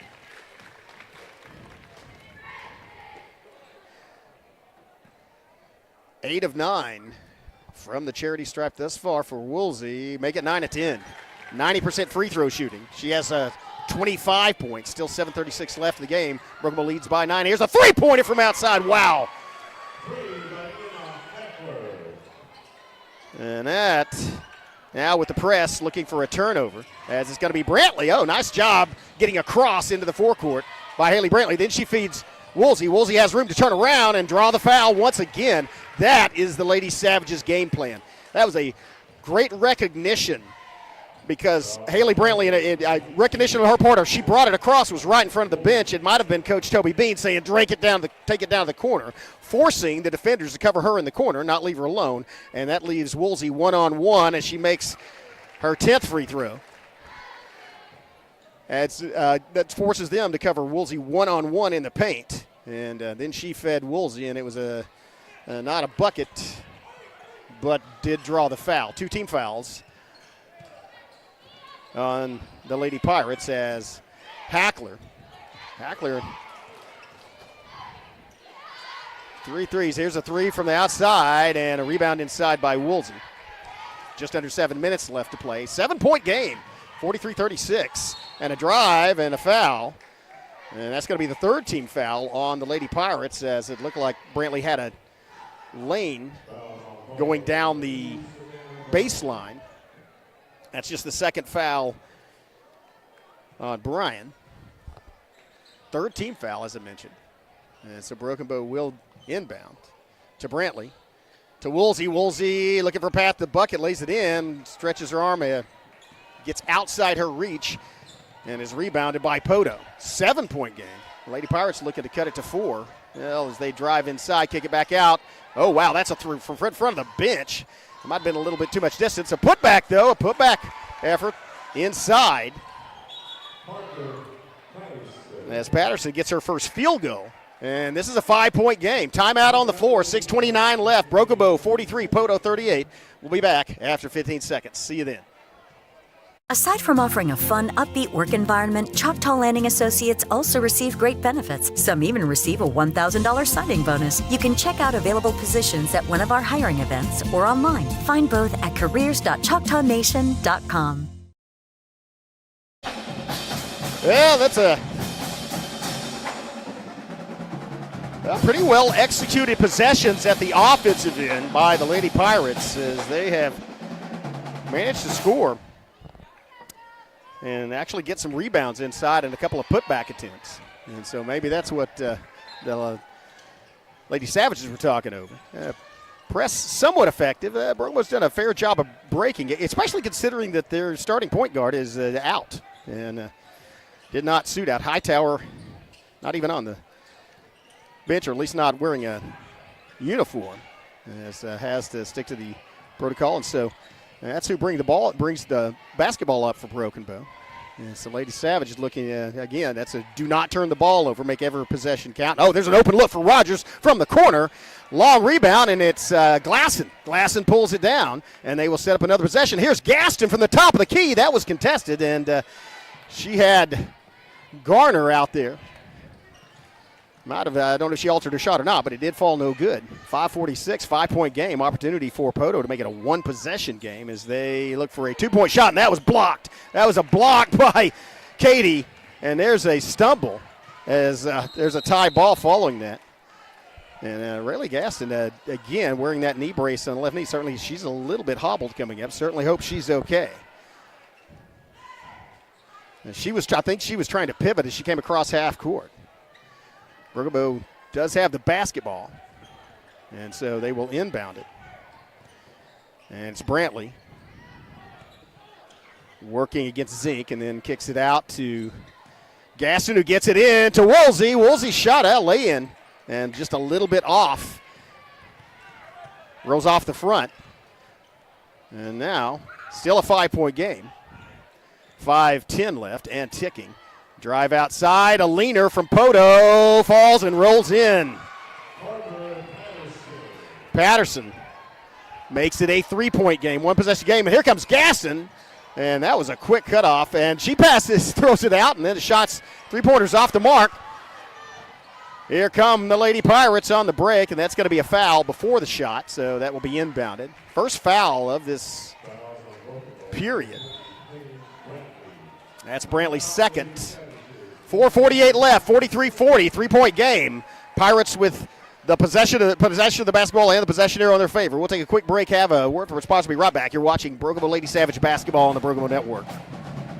This Savage live stream is made possible through contributions from Bailey Lumber Company, the Broken Tiki, Kaimishi Family Medical Center, Evan Smalling State Farm Insurance, McCurtain County Propane, Choctaw Landing, and McCurtain County National Bank.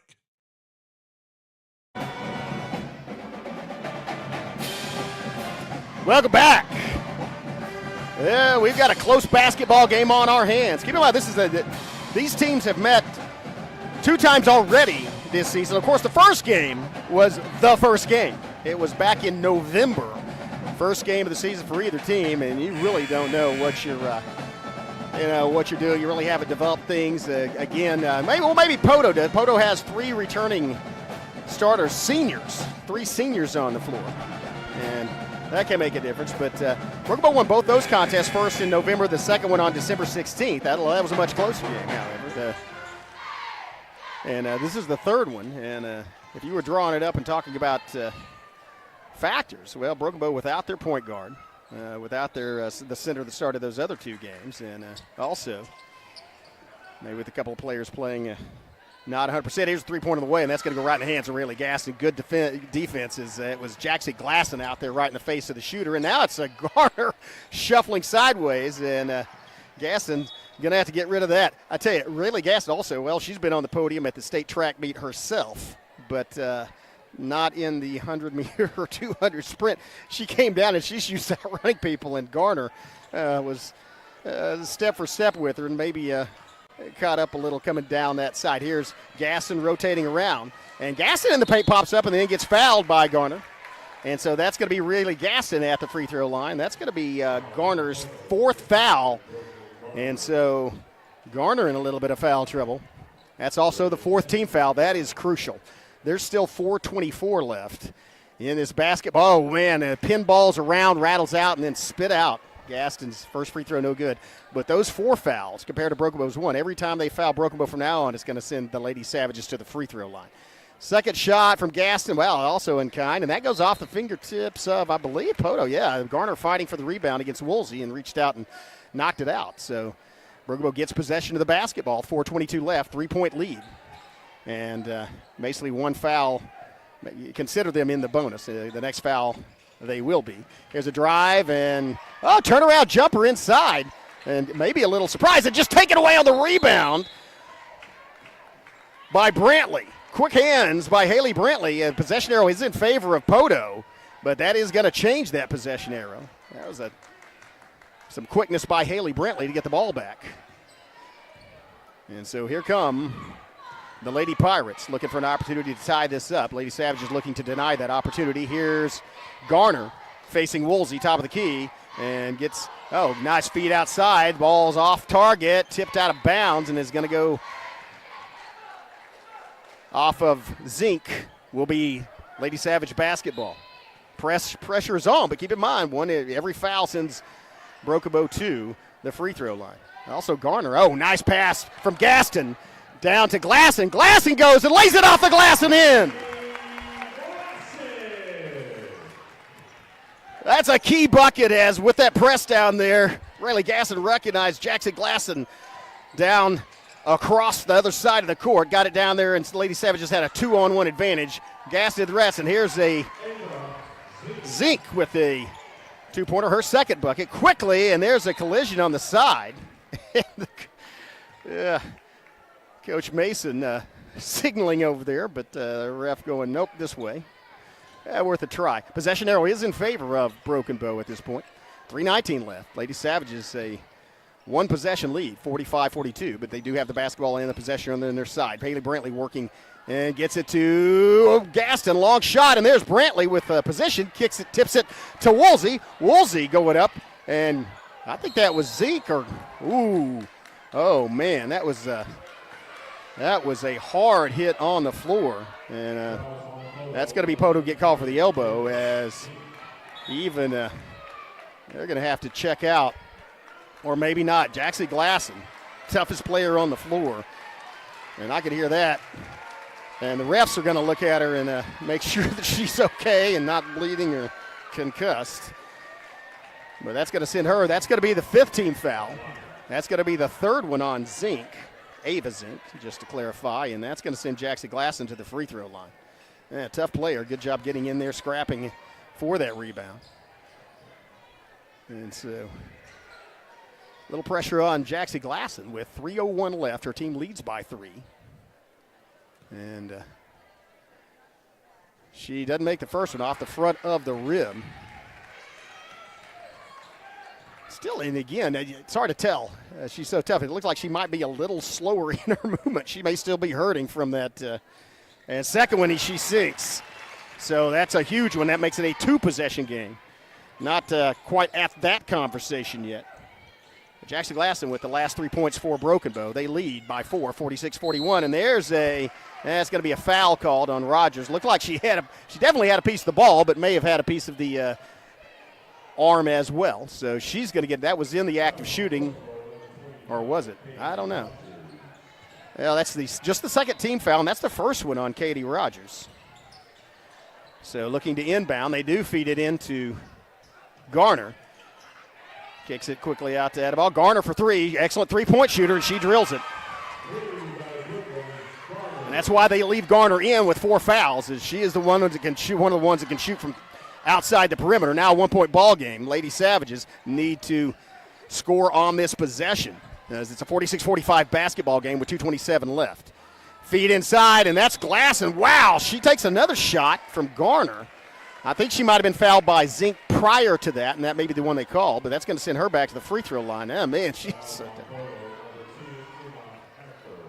oh, sorry, that's actually Hackler. That is Hackler's 4th foul. And Jackson Glasson, again, she's the catcher for the softball team, which is, that is a, if you're familiar with softball baseball, you got to guard that plate. So, she is certainly a tough competitor. Makes that first free throw and makes the second one. Nice trip. I guess literally, since she was tripped, but she went and sank both of them. Those are key free throws. Back to a 3-point lead for Broken Bow. Here's a drive down low. Ball's knocked out of bounds. I think that was rejected by Woolsey, as looked like Hackler might have wanted to drive and lay it off the glass. So it's going to be inbounded. And this is where they're going to want to get one of their 3-point shooters open. Behind, no, they throw it into Garner. Garner shot bounces out, 5 for the rebound. Brantley comes up with it, pulls it away from a couple of defenders, and now with Broken Bow in the bonus, and it's going to be a 1-point game.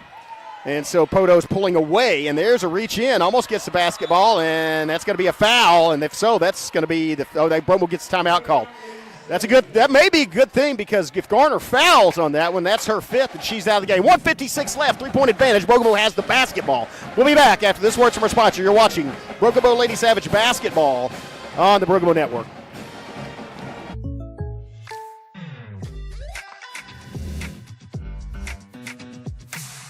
If you want the real deal, call State Farm agent Evan Smalling in Broken Bow today. Like a good neighbor, State Farm is there.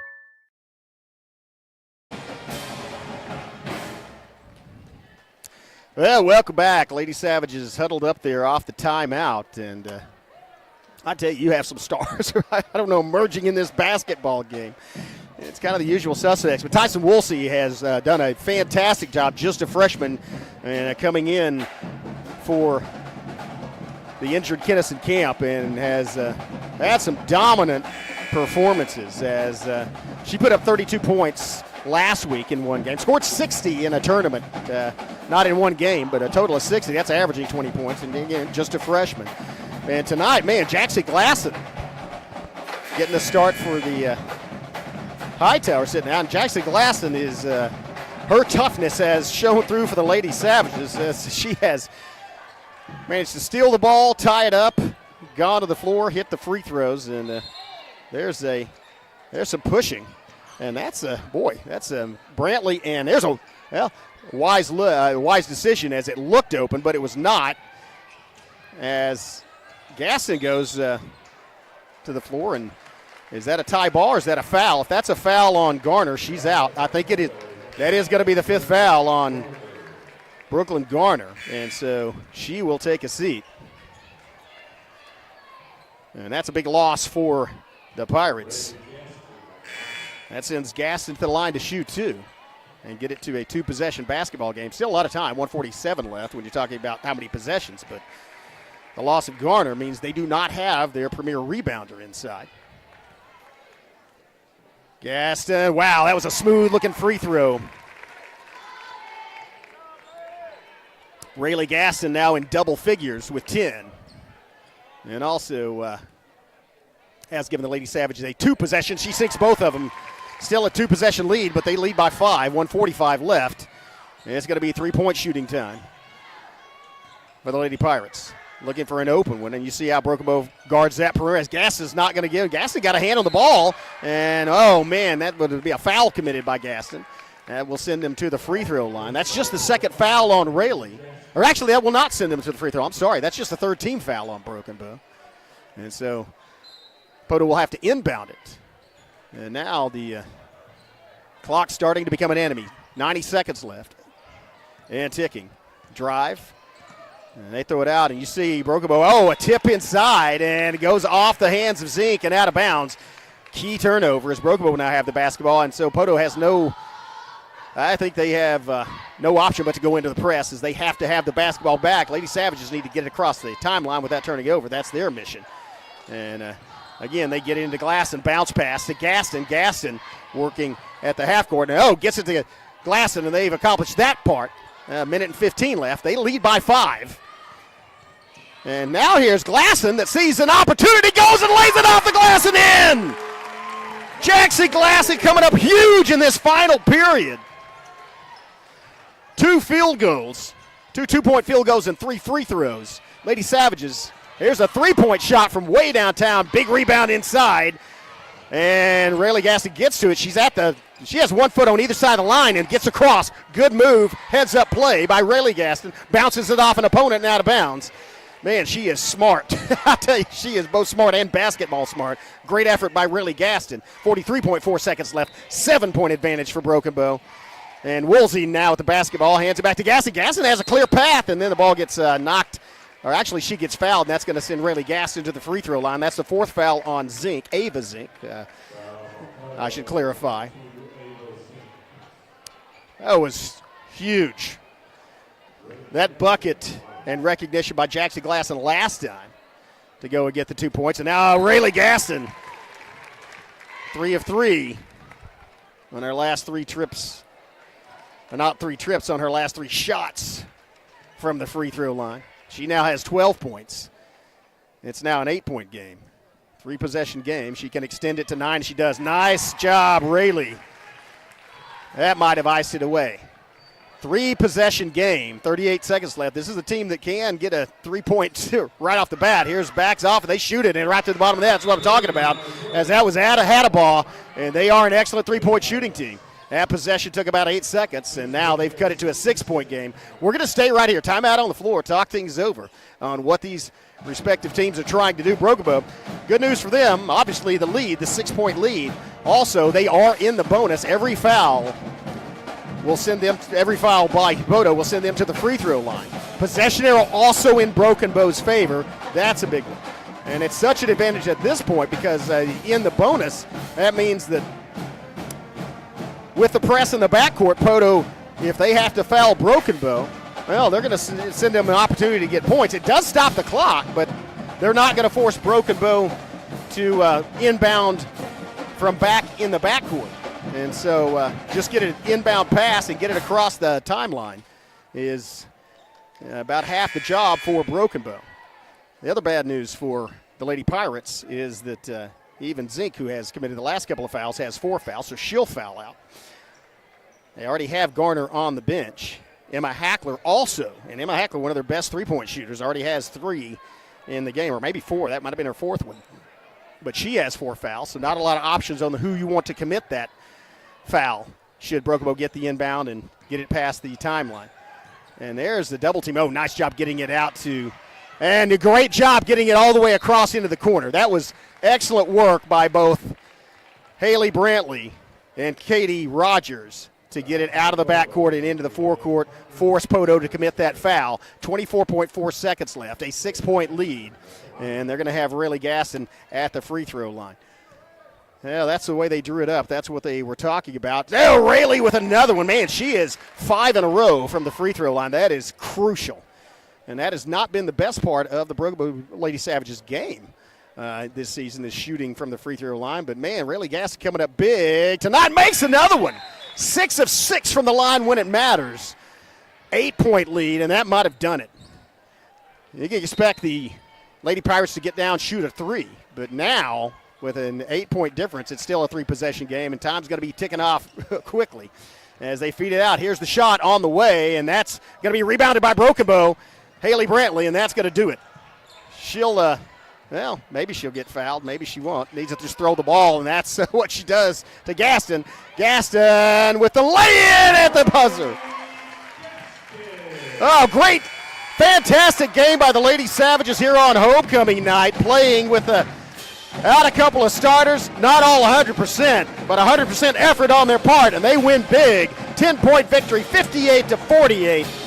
Hand it to them. And so, Lady Pirates, excellent basketball game, but once again, just could not handle the Lady Savages, and especially the interior play of Tyson Woolsey. And the second half surge by Rayleigh Gaston and Jackson Glasson. Well, that's it for the girls' game. We're going to go off the air for about 10 minutes and then be back as the boys tip off against the Poteau Pirates. See you in 10.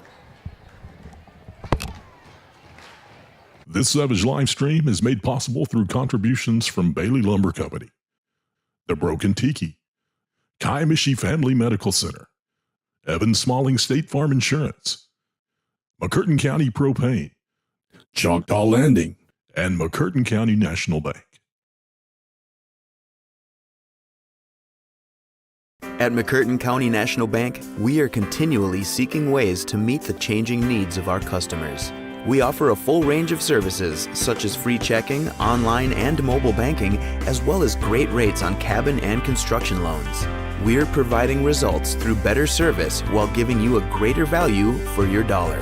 Visit us on the web at mcnbonline.com. McCurtain County National Bank in Idabel, Broken Bow, Hochatown, and Valiant. As the seasons change in southeast Oklahoma and temperatures begin to drop, the demand for propane rises. McCurtain County Propane is on a mission to keep you and your family warm while helping you save money. Get on our schedule now and have one of our professional drivers fill your tank before seasonal demand drives prices higher. Give McCurtain County Propane a call today to get set up, knowing you can't control the weather, but you won't be left out in the cold. As the seasons change in southeast Oklahoma and temperatures begin to drop, the demand for propane rises. McCurtain County Propane is on a mission to keep you and your family warm while helping you save money. Get on our schedule now and have one of our professional drivers fill your tank before seasonal demand drives prices higher. Give McCurtain County Propane a call today to get set up, knowing you can't control the weather, but you won't be left out in the cold. They've been supporting the Savages for a very long time. Bailey Lumber Company, a family-owned tradition in Broken Bow for over 80 years. Located just 5 miles east of Broken Bow, they're your go-to destination for all your lumber needs with everything you'd expect from a big store with the added charm of hometown service and competitive pricing. Need your materials delivered? Bailey Lumber Company will help you with convenient delivery options. Bailey Lumber Company, supporting the Savages.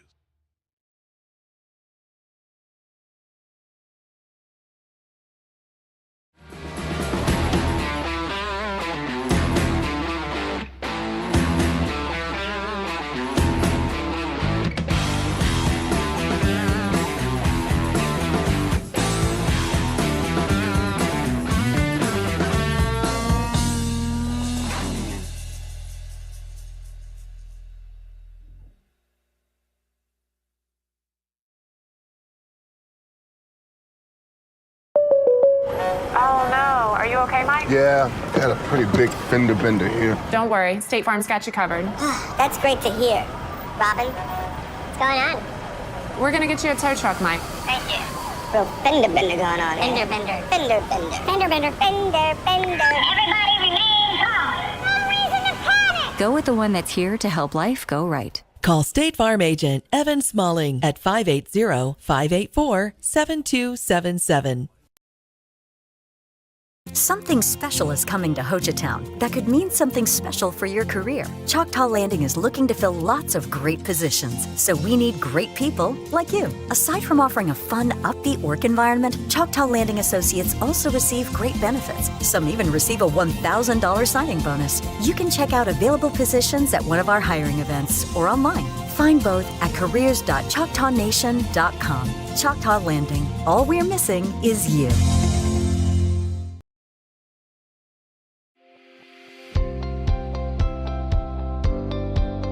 Welcome to Kiamichi Family Medical Center, where our family cares for your family. We're proud to serve our communities in Southeast Oklahoma. Our mission is to provide extraordinary care in a medically underserved area and always put the patient first. We are a nonprofit community health center which offers a sliding fee discount on our services. Our patients are also eligible for discounted prescription drugs through the 340B drug pricing program. We offer a large range of services including primary and preventative care, pediatric care, behavioral health, as well as dental care. Between our 4 sites spanning across McCurtain County and into Choctaw County, we have 11 medical providers, a licensed clinical social worker, and dental providers. Our connections across the state of Oklahoma and the tri-state area allow us to connect our patients to specialists and provide them with a high level of care. Call any of our clinics today to schedule your appointment. Kiamichi Family Medical Center, family caring for family.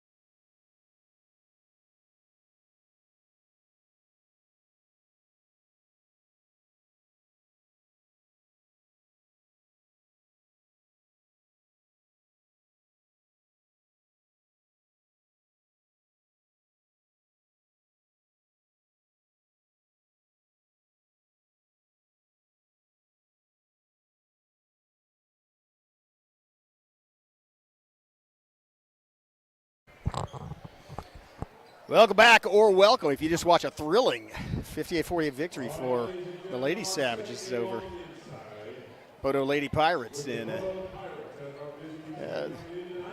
game was cut back to 2 at one point, but then the Lady Savages did what they needed to do. Great effort at the free throw line from Really Gas. They come up with the win. Here on homecoming night, boys would like to do the same, and this is a Poteau team that has a lot of athletic talent. If you recognize the name Dax Collins, well, that's because he's been the star running back linebacker for that Poteau football team forever, and Savages now facing him on the basketball court. Savages, yeah, facing a very athletic Poteau Pirates team. Savages looking to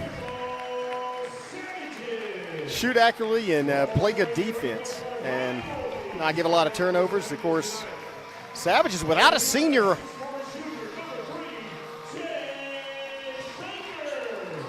other than Hurst on the floor, or the team for that matter, facing 3 seniors on the other one, but that man right there, number 4, Graydon Howell, a freshman phenomenon. As the Savage point goes, already set the freshman record of 42 points against Hugo.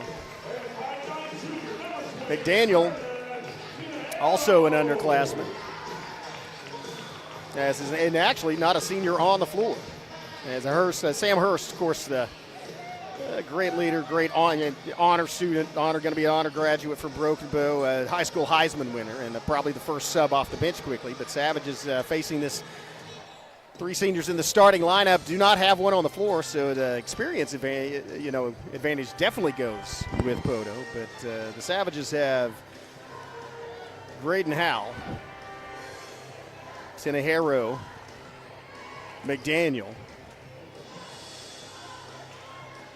and Williston. So the outside shooting advantage may even go with Broken Bow. Despite that, you see Baker, and Baker sends it toward the cheap seats and somehow saved by Graydon Howell off his opponent. What an athletic play by Howell, and a heads-up thinking as he looked and saw nobody else to throw it to. Knew that Baker had sent it sailing toward the end line, so he jumps out of bounds, seizes the ball in midair, and bounces it off an opposing player to give Broken Bow the inbound. I don't know what they're talking is. Well, they're pointing fingers at Howell. I'm not sure what this conference is about. There was a discussion with the bench, and now I guess they're going to award the ball to Poteau. I don't know what's going on. I don't know what that was about. They said change the possession. Oh, change the possession arrow. That's what it was about, because nobody ever took possession of the basketball.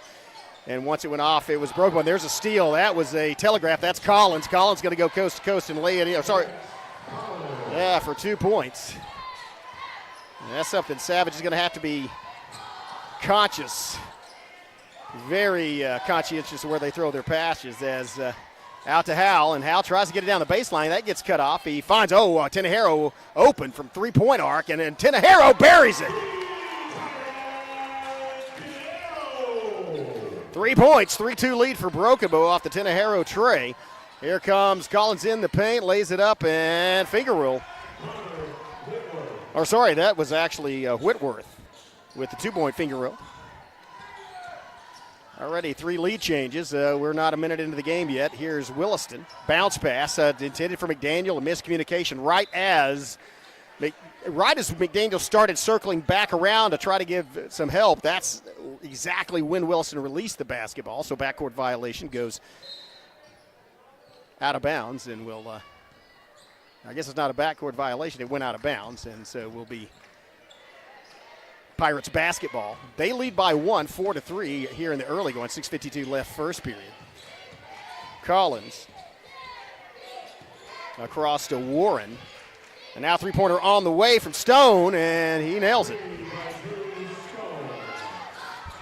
7-3, 4-point advantage as the Pirates quickly get back on defense.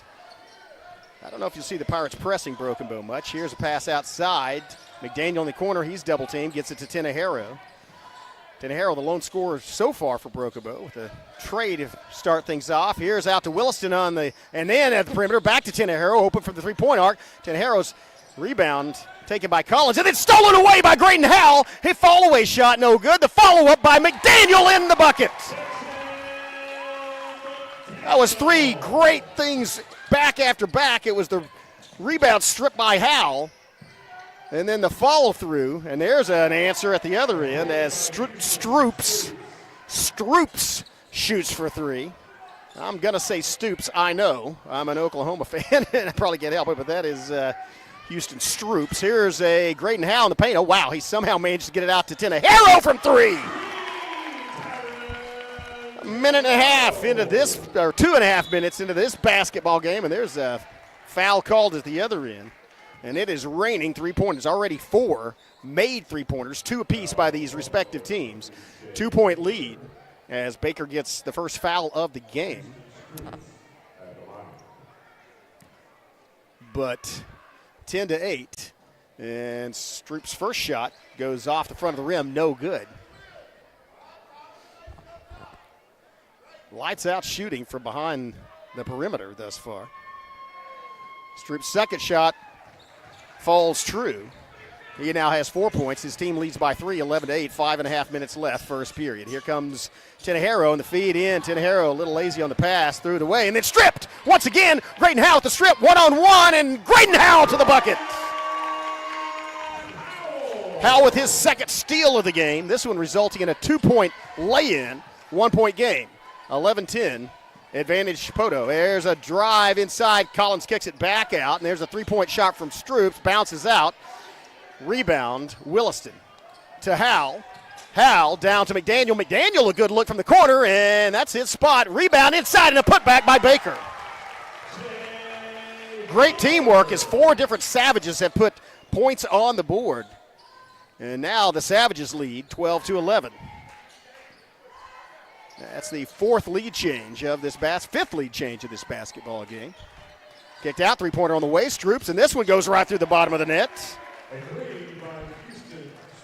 And now another lead change, 14-12, 2-point advantage for Poteau. Here comes Tenejero working inside against Stone, and then kicks it to Howell. Howell in traffic, and maybe in trouble as he goes up, and then ball gets tied up. Possession arrow is in favor of Poteau.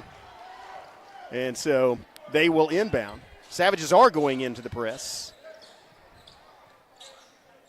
as they drop McDaniel and Williston back in the other side and put pressure on and almost knocked loose. There's a pass, and that was tipped partially. Oh, now it's not really an open shot, but there's a set shot for Dax Collins. He misses it, however, pulled down by Baker. Race for the rebound. Tenejero gets to it. 4 minutes left, 12-14. Savages trail by 2, but have the basketball and the possession arrow in their favor. Tenejero moving at center court. Goes to the far side to set up the Savage offense. Kicks it out to Williston. Collins went for the steal. That left Tenejero out there. Tenejero feeds it inside. Baker goes to the hoop. Oh, nice defensive play as he was blocked, I believe, by Stone or possibly Whitworth. Here's Collins for 3. Collins online. Not the distance, though, and rebound, Broken Bow. And here comes Graydon Howell, sees the lane, drives in it, and lays it off the glass. His acceleration and court vision is so developed, especially for a freshman. He saw that from before he got to the half-court line. He saw that opportunity, clicked in his brain, and went straight to the hoop. Tied at 14. Pass out to Warren. Drive inside, and that's going to be Brookville gets called with a foul. That's going to be on Howell, as that was Stoops, who already has 7 points. First foul on Howell. Second team foul on the Savages.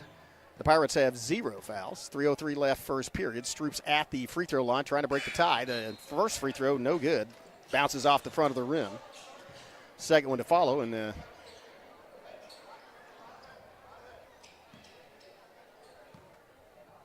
Savages. Second one does fall. 8 points for Stoops, leading all scorers. 1 point advantage, 15-14 for the Pirates. Just under 2 minutes left to play first period. Here's Tenejero. Kicks it across to Williston. Wilson feeds it the corner to McDaniel. McDaniel back to Wilson. Wilson to Howell. Howell driving and pulls up. Oh, nice job drawing the defense off, and there's an open shot. Howell with the rebound. Howell goes back up. He floats it off. Hits the back of the rim and into the hands of the Pirates. 3 shots for the Savages, but they do not fall. Haywood in for Broken Bow.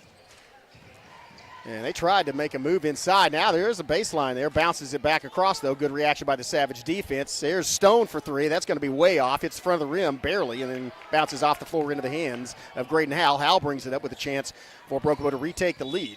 And then he's going to get, now there's a foul away from the ball. That may be on Stone, pushing off of Williston. Let's see what the call.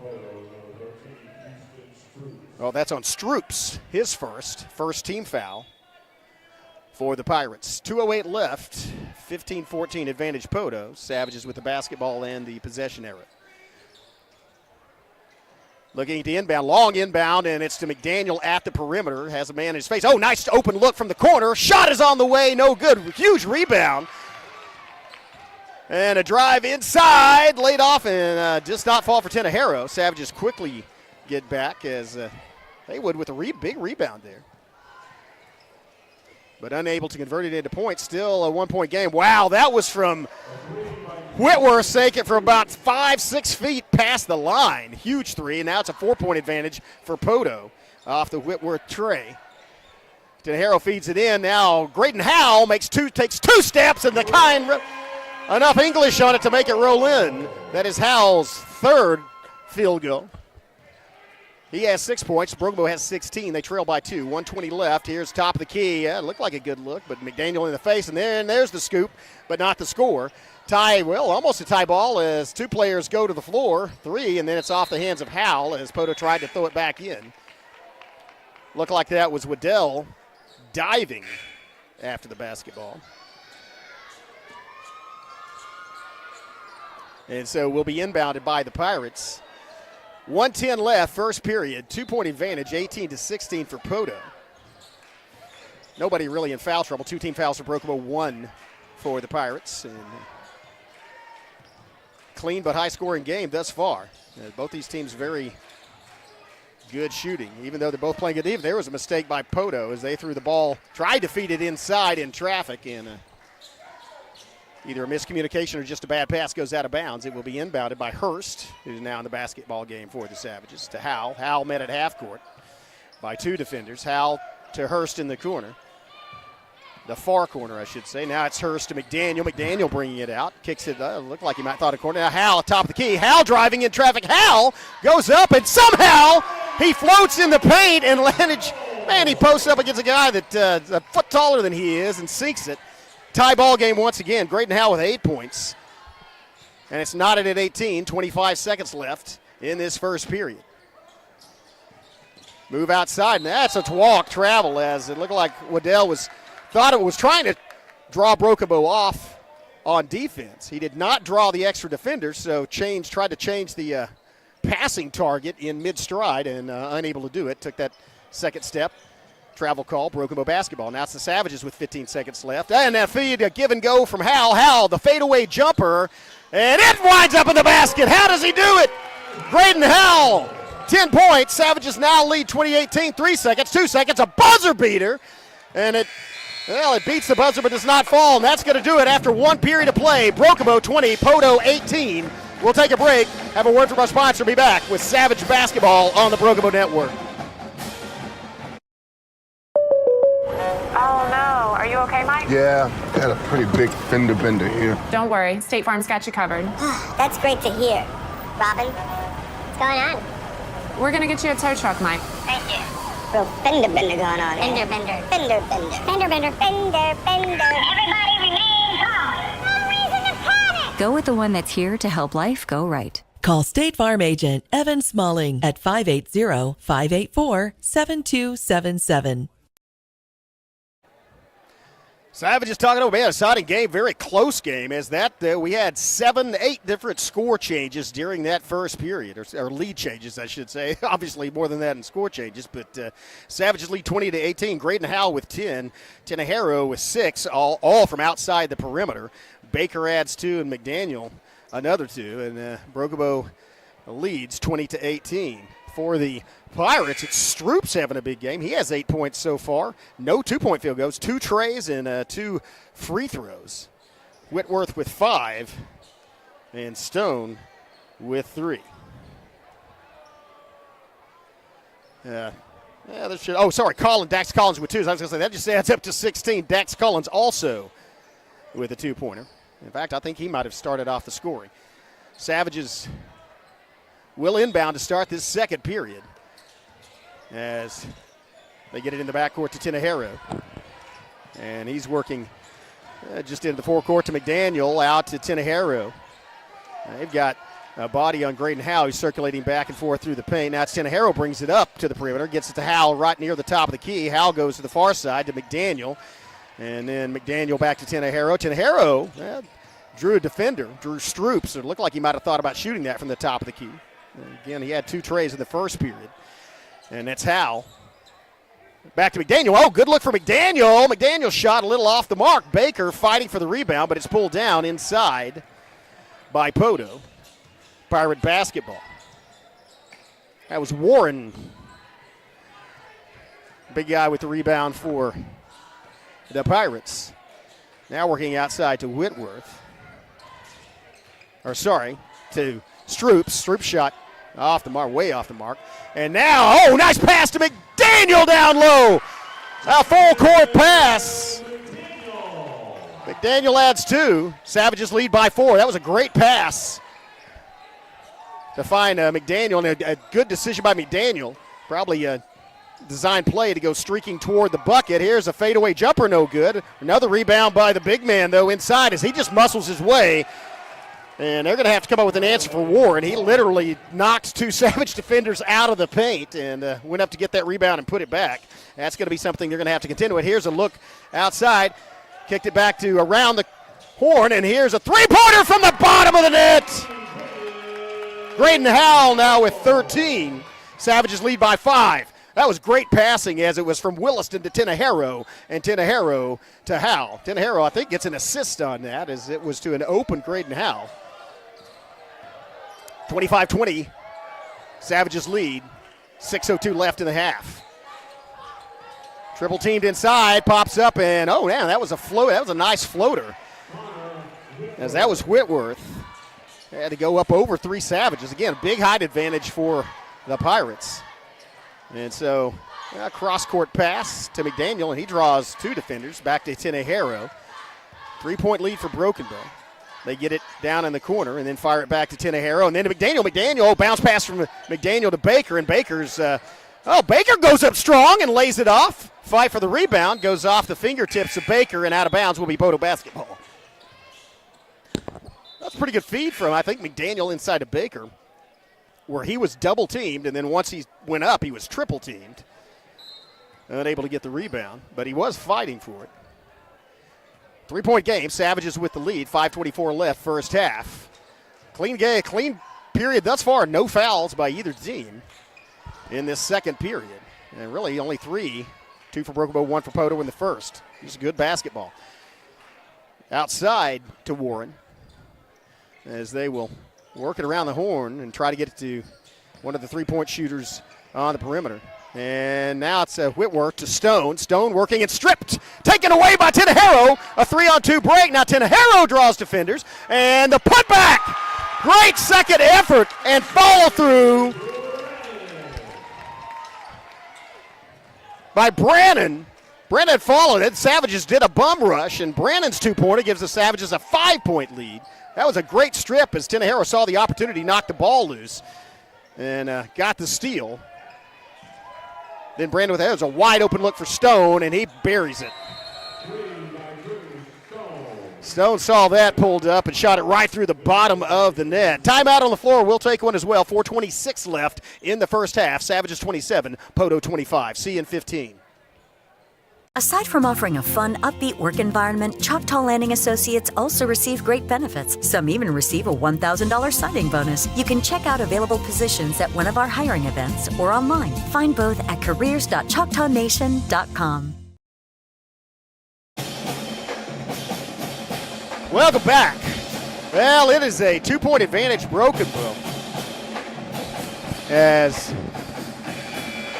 This game, that's some quality basketball, guys. We are 4:26 away from ending the first half, and we have still, 27-25, over 50 points on the board, and it's not points off mistakes. It's not like you get somebody mishandles the ball and somebody gets an easy lay-in. It's from accurate perimeter shooting and some great plays inside by Graydon Howell. And we only have three fouls thus far in this basketball game. A very clean game and a very well-played game. And both sides going to have to continue to do that if they're going to win this one. As these are two pretty good basketball. Oh, Graydon Howell from the corner draws the foul. He went down the baseline. When he pulls up the ball at the corner, right off that pass, he froze the defenders. Once they stopped, he saw the opportunity, went down the baseline, and they had to foul him to prevent the easy lay-in. So that's going to put him, as I'm saying, no fouls thus far in this period. The one gets committed. Howell sinks it, his 14th point, his team's 28th. They lead by 3, has an opportunity to put them ahead by 4 here. That foul was on Warren, his first. Second shot, just like the first. 15 for Howell. Savages lead by 4, 29-25. Out to Stone on the wing. Stone working against Tinajero. Then back to Whitworth. Whitworth, top of the key against Howell. Feeds it around the corner to Collins in the corner. Collins looking to maybe make a baseline move. And he draws Williston. And now it's Tinajero. Tinajero has a steal, resulting in a bucket, not by him, but by a teammate. Here's a fadeaway. That was a Whitworth fadeaway. That was Stroops. I keep saying Whitworth. That was Stroops with the fadeaway. He made room for himself by a fadeaway jumper. And now it's back to a 2-point ball game. 29-27 Broken Bow. Tinajero. Tinajero from 3. Off the feed. Hall long rebound, and somehow it's saved. I don't know if Howell if his feet were down or not over there. As he did it again. That's the exact same spot that he did the same thing off the tip-off, bouncing off an opposing team member. And when they threw the ball in, Poteau had 6 men on the floor. There's a fadeaway jumper by Howell through the bottom of the net. Back to a 4-point lead for Broken Bow. 17 points for Howell, 31 for Broken Bow. Pirates trail by 4, looking again from 3 points. Stone. And Stone working against Wilson, kicks it over. Here's the three-pointer on the way, and it bounces into the hands of Baker. Sky Baker, not Jay. Sky Baker tries to drive the lane, loses the handle on the basketball, commits a travel, and turns it over. And maybe there was a gap between those defenders, but there were 4 of them in the paint, so maybe a little mental mistake is that if there are 4 red shirts in the paint and you've got 4 teammates, one of them should be open. Anyway, it's Poteau's basketball. Savages lead by 4, 2:40 left in the half. As they throw it out to Stroops, guarded by Howell, now down in the corner. Drive inside, they kick it back out. There's a look from 3. This one goes off the mark, but a rebound by the big guy inside. Or actually, that's a different player. That's 31. That's going to be... And stripped by Broken Bow. Here's Howell, one-on-one. Watch out as Howell takes the ball and floats in midair and lays it off the glass and in. No, that's not good. There's a injury at the other end as there's a player down the floor. And that's bad news. It's Whitworth for Poteau. He does get up and holding his helped up by good sportsmanship shown by Williston. It might have got poked in the eye as he's holding his face. The point does count by Hal on the lay-in, so it will be Poteau's basketball, and that's good to see. Usually when you see somebody laying on the floor like Connor Whitworth was, your first thought is, man, I hope he didn't blow out a knee or something like that. But I think he just got maybe a hard poke in the eye or something like that. So he'll take a seat clarify that. Probably be back in this basketball game in the second half. 2:10 until that halftime starts. Savages lead by 6, 33-27. And they are in the press. Stone working against Howell in the backcourt. Draws McDaniel. Good bounce pass. Gets it to Whitworth. And then going across. By Stroops. And then a feed from Stroops. Off to Robinson. Robinson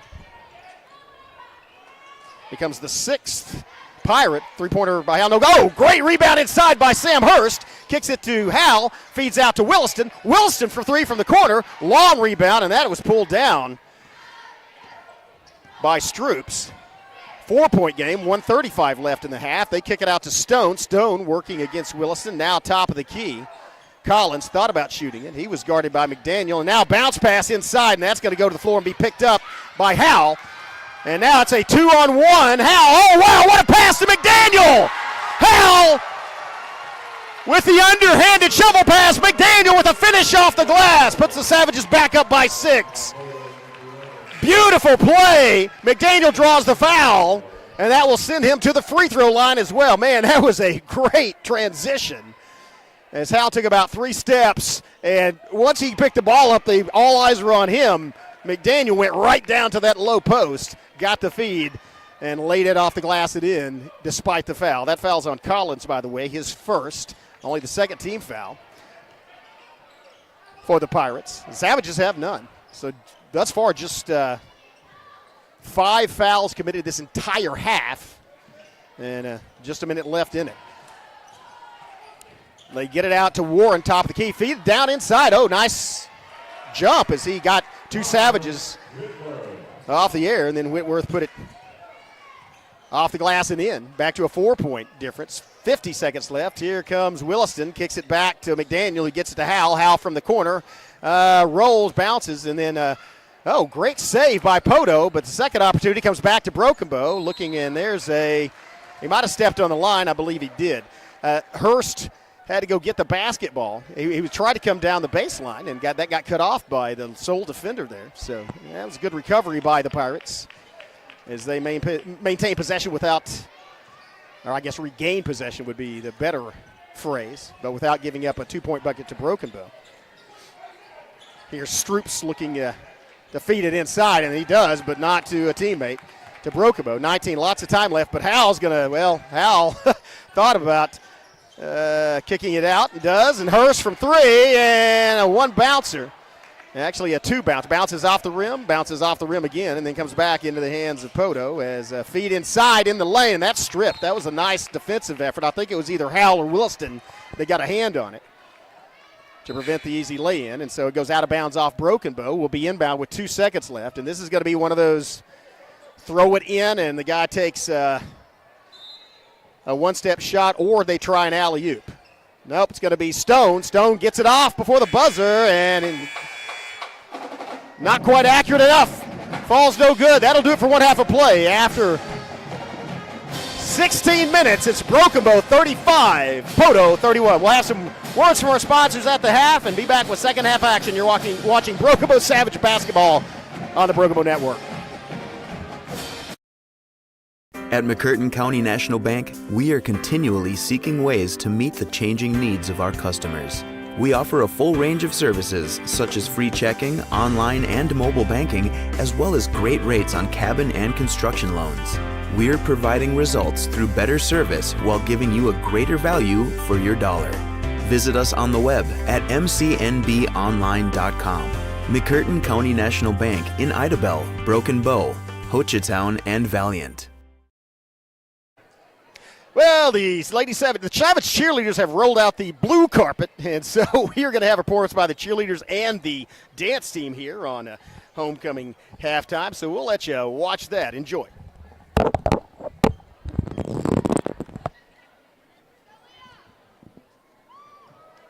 Ladies and gentlemen, would you welcome to the floor your Broken Bow cheerleaders?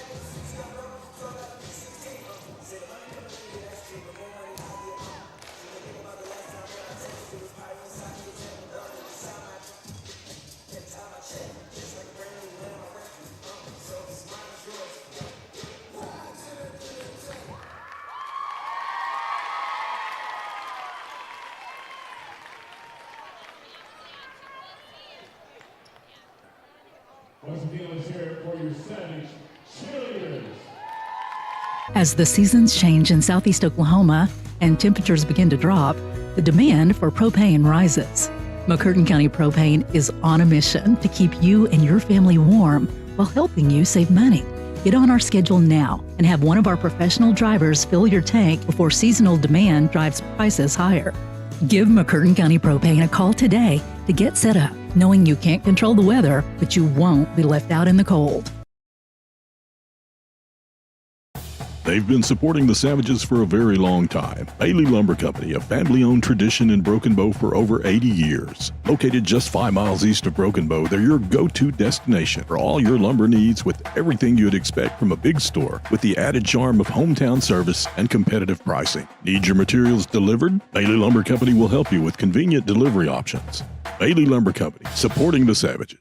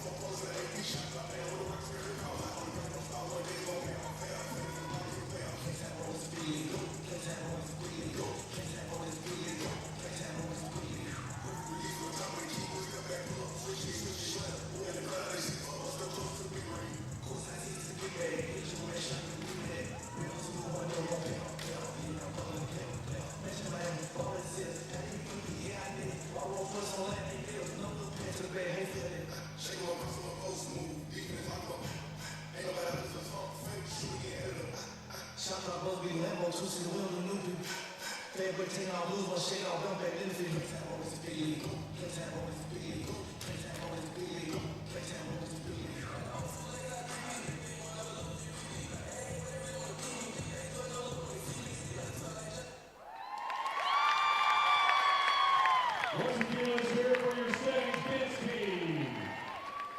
Your book staff is still in the lobby selling Broken Bow Savage merchandise.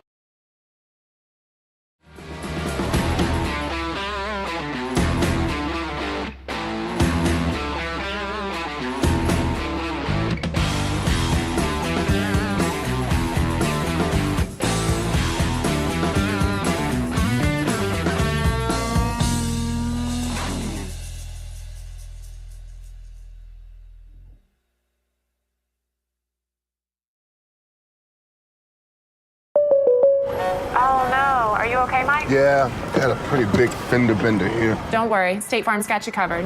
That's great to hear. Robin, what's going on?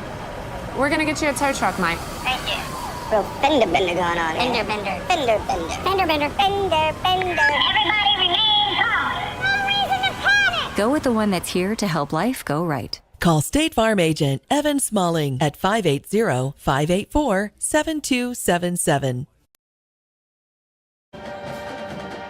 Well, if you attended Broken Bow High School and graduated a year that did not start with a 2, as in before 2000, you may recognize this tune. The Horse. An oldie but a goodie.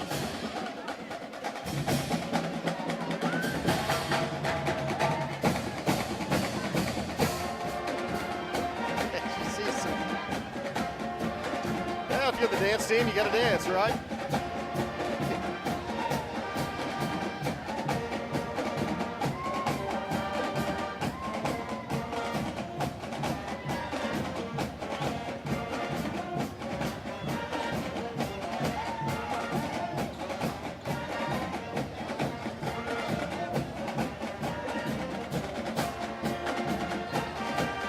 Savages coming back on to warm up before second half, and they were hot. And appreciate that. That song reminds me of my youth. I mean, that goes all the way back again, and I'm no surprise to anybody. In fact, you guys are surprised that there was probably even a radio station when I was a kid. But back to the one of my earliest memories, the Ray Hall era. Brookbo competing in those state championships and winning 2 in a row. But I think they played that song back then. Certainly from my high school days, they did.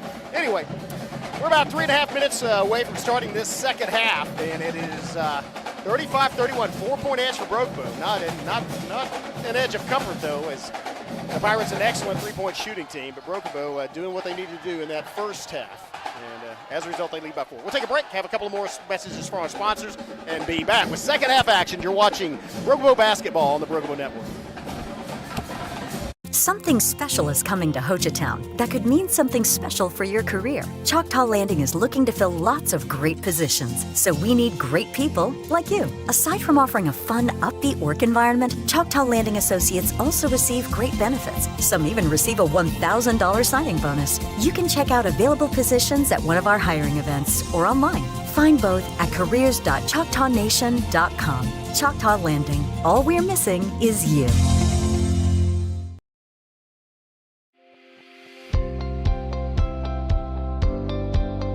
Welcome to Kiamichi Family Medical Center, where our family cares for your family.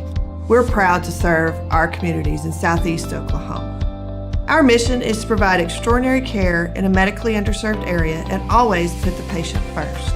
We are a nonprofit community health center which offers a sliding fee discount on our services. Our patients are also eligible for discounted prescription drugs through the 340B drug pricing program. We offer a large range of services including primary and preventative care, pediatric care, behavioral health, as well as dental care. Between our 4 sites spanning across McCurtain County and into Choctaw County, we have 11 medical providers, a licensed clinical social worker, and dental providers. Our connections across the state of Oklahoma and the tri-state area allow us to connect our patients to specialists and provide them with a high level of care. Call any of our clinics today to schedule your appointment. Kiamichi Family Medical Center, family caring for family.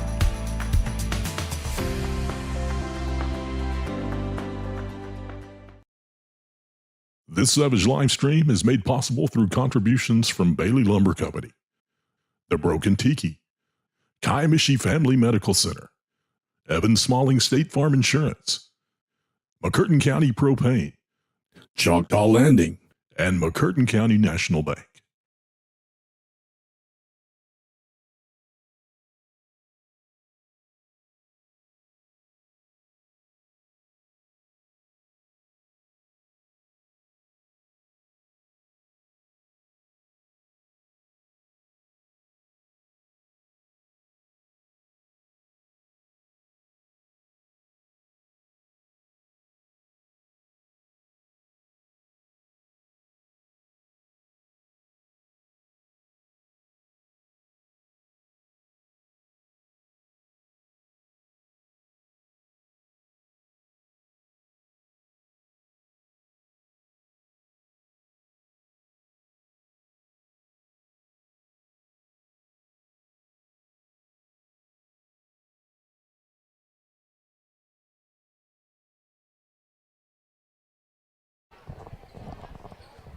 Yeah, second half about to tip off. Savages lead by 4, 35-31. The extra play, Graydon Howell leads all scorers with 19 points. Feed inside and goes off the hands of 2 Savages. Winds up in the hands of Graydon Howell. Jay Baker actually came down with this one. Hal had 19 points, as I mentioned, in the first half. Tedahara was 6, both from outside, both 2 3-point shots from outside the perimeter. McDaniel was 6, but all 3 of his buckets from inside. Baker and A.J. Brennan each added a 2-point field goal. Stroups leading the Pirates with 13 and gets a rebound off that miss by Brookabo. Quickly in a miscommunication, very patient, not forcing any shots. And that's Hal down the baseline. Hal lays it off the glass. He opens up his scoring. He now has 21 points, and the Savages now lead by 6. Savages have matured as a basketball team, as you might expect, all underclassmen on the floor right now. And they have changed roles, and that was a very patient possession as they didn't force really anything. waited to get a good shot, and then they got one. They got an open lane for Graydon Howell, and he did the rest. Talking about that, another example of that is Jackson McDaniel. Usually, and he is a great three-point shooter, but 3 2-point buckets in that first half, and a lot of those were in the paint, charging toward the bucket, recognizing that opportunity and getting the putback on one of them, and then a full-court pass on another one. So here's Collins for 3, and he drills it. Very quiet first half. Only had a 2-pointer, but now has added to that with the tray here early in the third period. Makes it a 3-point game, 37-34. Here's Howell, and he kicks it down. Oh, there's a good look for Tenejero from the corner, and Tenejero's in and out, hits the floor, and then is somehow, I don't know how, but Williston got that basketball. Now Williston from the corner, bounce pass, Tenejero. Great effort by Mason Williston to retain that possession. I guess retain or regain, however you want to score it. And here's a going over and under by McDaniel. And again, that's part of McDaniel just maturing as a player, not just looking from outside the perimeter. That was a great effort going up, drawing the defenders off, and then going back under the hoop, laying it a reverse lay-in for 2. And then there's a good job by Collins to avoid a travel as he gets it back to Stroups and then back to Collins outside. Collins hit a tray last time, so they may want it in his hands again. Here's out to Stone. Stone hit 2 trays in the first, and here's a shot from Stroups, and it's going to hit off the front of the rim. Good rebound. McDaniel. Now it's Graydon Howell, just accelerates past Stroups. Doesn't fall for him, though, at the other end. And now he knocks the ball out of Collins' hands. Double team, and they throw it. And, well, almost a good job by Stroups just maintaining possession as they feed it in and lose the basketball. So that's Broken Bow. Well, that's Poteau a little bit worried about getting their pocket picked inside. Oh, great feed. And then there's the foul inside as looked like Tenejero drove the lane, got it to McDaniel, and then McDaniel thought about going up, drew the foul. That's the first foul of this second half. 4:34 left, third period. Savages lead by 5, 39-34. That foul, I'm assuming that foul was on Whitworth. They have his number up there, but it says, okay, now they put it, had 0 by it, but here's a shot from inside the key, and Howell drains it. He is so smooth. Savages up by 7. And their largest lead of this basketball game. Howell now with 23 points. Move off the dribble top of the key. They kick it back out to Stroups. Stroups tries to get the lane, gets crashed in, and they did a good job sealing that off. It's Collins working against Williston. Collins, they kick it back and forth. Collins looking for 3. Collins shoots for 3 and misses and is rebounded by McDaniel. McDaniel becoming a great rebounder. A bounce pass by McDaniel, back to McDaniel around the back, and he had an open tray. That was good passing. He got the look he wanted, just a little bit off target. Tied up by Brannon. Tie basketball. Possession arrow in favor of Poteau. A.J. Brannon stepping up in this basketball game. That ought to get the possession arrow changed. No, actually, it's Brokabo's bad. They called actually, that was called off of Poteau. Brokabo's inbounding. And there's a mistake, and that's going to be a Stroups, and he loses the handle as he had pursuit. Man, I'll tell you, this is how intense this game is. 4 of the Savages, who were basically down the baseline or on the paint, wound up under the bucket at about the same time Stroups did. He lost the handle on that basketball. That is hustle.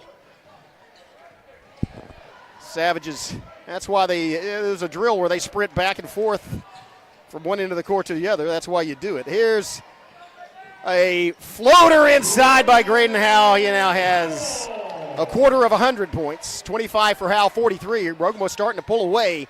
They lead by 9 with 3:18 left in the third period.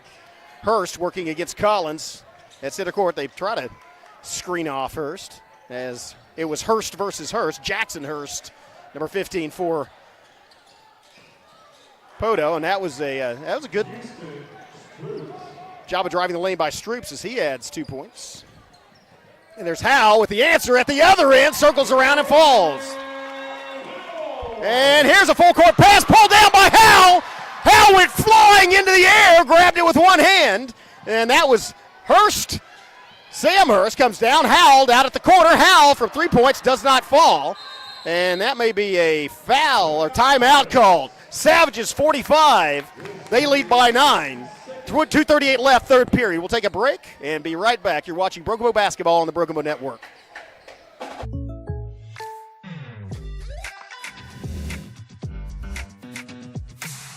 If you want the real deal, call State Farm agent Evan Smalling in Broken Bow today. Like a good neighbor, State Farm is there. Well, I tell you, we are on the second level. And when you look straight across the court and you see the extended hand of Graydon Howell, I'm exaggerating, but not by a lot. That steal by Howell, that pass was probably on target to go to a teammate down around the baseline. Graydon Howell left his feet at about half court, extended one arm, got up there and deflected the basketball, and a result the other end for points for Broken Bow. Just a tremendous inspired play by the Savages. As keep in mind, they led by 2 at the end of the quarter, 20-18. And it was knotted. It was a 2-possession game at half. But now, with 2:38 left in the third period, Savages lead by 9. And looking to extend that lead as they have the press on. Collins to inbound for the Pirates. Now they drop the press back. 1 team foul each by these two teams thus far in this period. Really a clean, not a whole lot of fouls. Just a lot of great basketball. It's brought up by Stone, kicks it out to Stroups. Stroups guarded by Howell. Back to Collins, top of the key, guarded by Hurst, and then out to Stone on the far wing, the near wing. And now a feed inside, and it's going to be, Hurst. Jackson Hurst driving the lane, and he gets fouled by, I believe, Brandon. That's going to be Brandon's second, I think. Maybe Brandon's first. It is Brandon's first, but it was in the act of shooting, so that will send Jackson Hurst to the free throw line.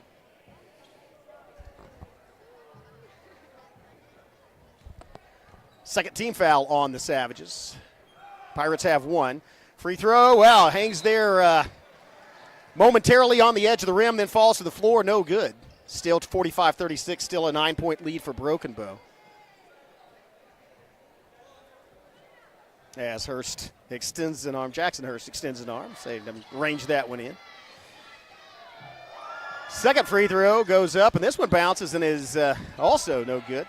Comes down the hands of Graydon Howell. Howell feeds it down in the corner, and Williston kicks it back out to Howell. And there's a straight. Brandon screens off. A bounce pass from Howell into Hurst. Sam Hurst kicks it back out, and there may be a foul, timeout called. Broken Bow bench. Ryan Woolsey didn't like something he saw as they rotated around, so timeout on the floor. We'll take one as well, and see you in 15. Aside from offering a fun, upbeat work environment, Choctaw Landing Associates also receive great benefits. Some even receive a $1,000 signing bonus. You can check out available positions at one of our hiring events or online. Find both at careers.choctawnation.com. Yeah, the Savages talking things over. And I don't know exactly what it was that Ryan Woolsey saw that he didn't like, but it was something about the way they were operating the offense, so he chose to call timeout. 2 minutes left in this third period with a 9-point lead, and the Savages have possession of the basketball.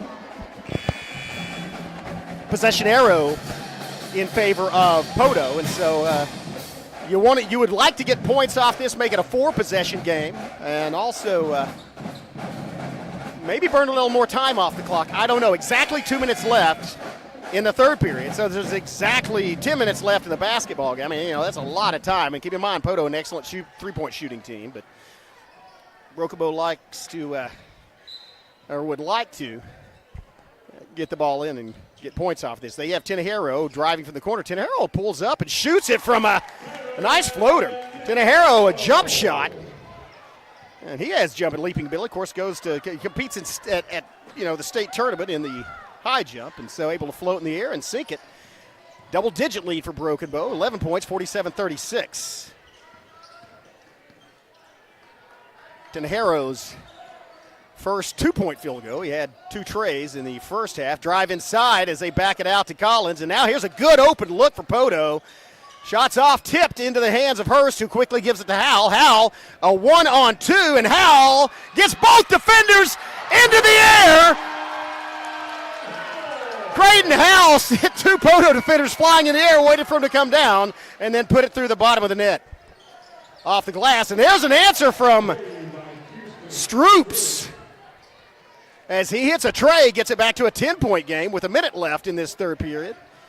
Savages 49-29, and that's kicked back out. Wise decision by Brandon. He was double teamed. Howell drives in again. Howell lays it off. I do not know how he senses that, but Graydon Howell in the paint. It's almost like there's 2 of him, or he splits in half or something. Man, he creates space for himself. And it's so smooth shooting, back to a 12-point advantage, 50, or actually that's the largest advantage of the game. There's a block, but also a foul. That was Baker inside. But that is going to send Poteau to the free throw line. I think that's Hurst again that came in from the corner. That is Jackson Hurst once again. And I think he went 0 for 2 last trip. And so maybe a good foul to give. And he misses this one on the front end. By the way, I need to clarify, that was on Jay Baker, number 2. Or did they say Jay Baker? It's not Sky Baker. Sky Baker. Anyway, they have 2 on the scoreboard, but I thought he said Jay Baker, but it's actually Sky Baker, and who is number 2. That's his first foul. Also, the third team foul. Second free throw is good for Hurst.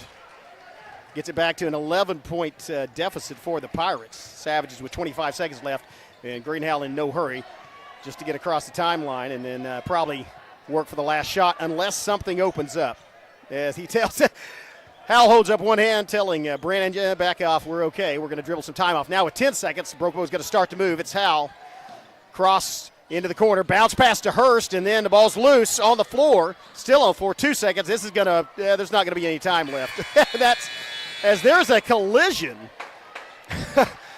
between Hurst and Tinahero at the end of that period. But that's going to do it for 3 periods of play. Savages lead by 11, 51-40. We'll be back with the final period after these words from our sponsors. You're watching Brookmo Basketball on the Brookmo Network.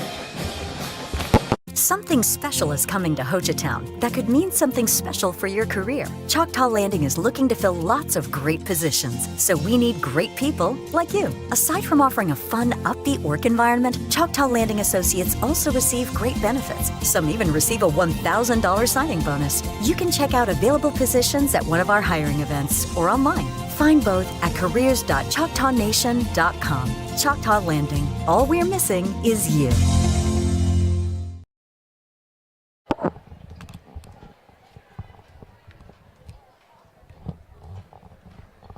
So Savages, things going their way here to start off this final period as they have an 11-point lead. The possession arrow is in their favor, and nobody really in foul trouble for either team.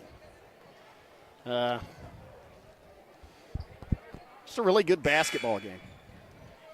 Graydon Howell having another excellent outing as he already has – man, he had 19 points at the half, and he added 12 in that third period. 31 points from Graydon Howell. Tinahero added 8, as did McDaniel, and Jay Baker and A.J. Brandon with 2 each. 51-40 as Collins brings it up, working against Hurst, kicks it out to the wing. Here's a three-pointer on the way. Why not? And off the glass. Didn't call it, but it counts. Houston Stroops, the leading scorer for Poteau, and he cuts it back to a single-digit deficit for them. 8-point game, and here's Tinahero goes, gets the foul, and the bucket. That was a great recognition as Tyron Tinahero, now in double figures with that bucket, able to add to that from the free throw line. And that is the second foul on Whitworth. Again, good to see Whitworth back in the ball game. I think Whitworth went out probably with a poke in the eye or something like that, but he's back on the floor for Poteau. And nice free throw. Good form from Tenejero. He now has 11. Savages are up by that amount. 7.5 minutes left in the game. 54-43. Pass out to Hurst. Now to Collins. Collins makes a move and loses control of the basketball. And there was a dive. Yeah, that might have been a mental mistake. As I think Baker went diving for that basketball, but it came out of the hands of Collins. I should say Sky Baker, but it came out of the hands of Collins. It would have gone out on Poteau. Anyway, they will inbound it. And they're looking inside, but get it out to Collins, who gets it. Wow, another shot from three, and that's going to go off the front. There's a pushing foul. That's going to be on, I believe, Hurst. Or no, that's going to be against Broken Bow. That may be on Jay Baker. If so, that'll be his third, I think. Maybe second. Nope, just a second. It is on, Sky Baker. But that is Sky Baker's second foul. And so gives the Pirates back to basketball. And there is some push and shoving going on in that interior. And there's a shot, no good, as Baker gets the rebound quickly to Howell. And here comes a 3-on-3 break. They're going to slow things down. Broken Bow doesn't need to rush this. There's 7 minutes left in the ball game, and they have an 11-point lead. So they might want to slow this pace down, eat some time off the clock. That's exactly what it looks like they're going to do. Disciplined basketball. I like what I'm seeing from this Broken Bow team. Is well coached. Oh, nice feed down under the basket. And then the turnaround jumper is blocked. Might have missed his opportunity as Baker circled back around, and then Poteau had an opportunity to reset it. Good defense inside as it's Hurst ties the ball up. Well, maybe commits a foul on the arm. I should say Sam Hurst tries to tie the ball up, but then it looked like Whitworth elevated.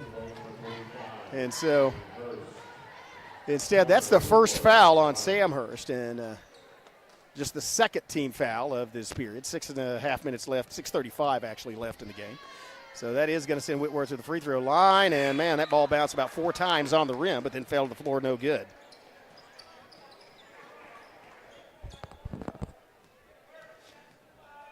.635 left, and they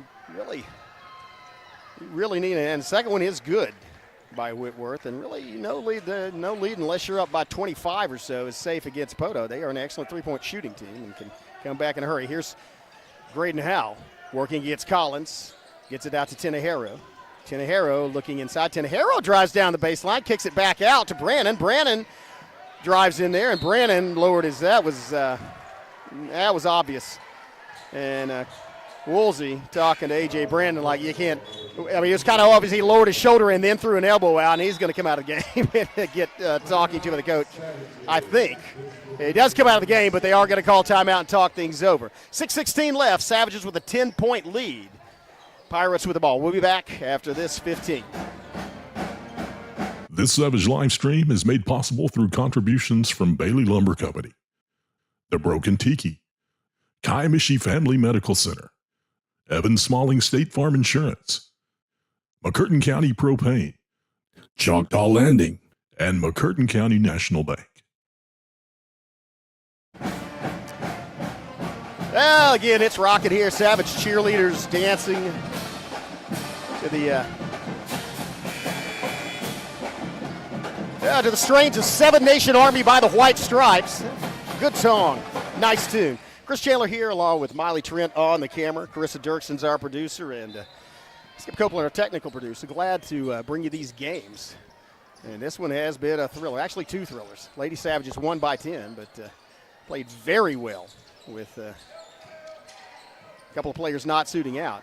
Still managed to get the victory. Boys now with a 10-point advantage. 6 minutes left in this game, but Poteau, tough team, and can shoot again from anywhere on the floor. And here's a drive inside, lays off, rebound, an offensive board, turnaround by Whitworth in the paint. Whitworth falls, and that's going to get it back to an 8-point lead.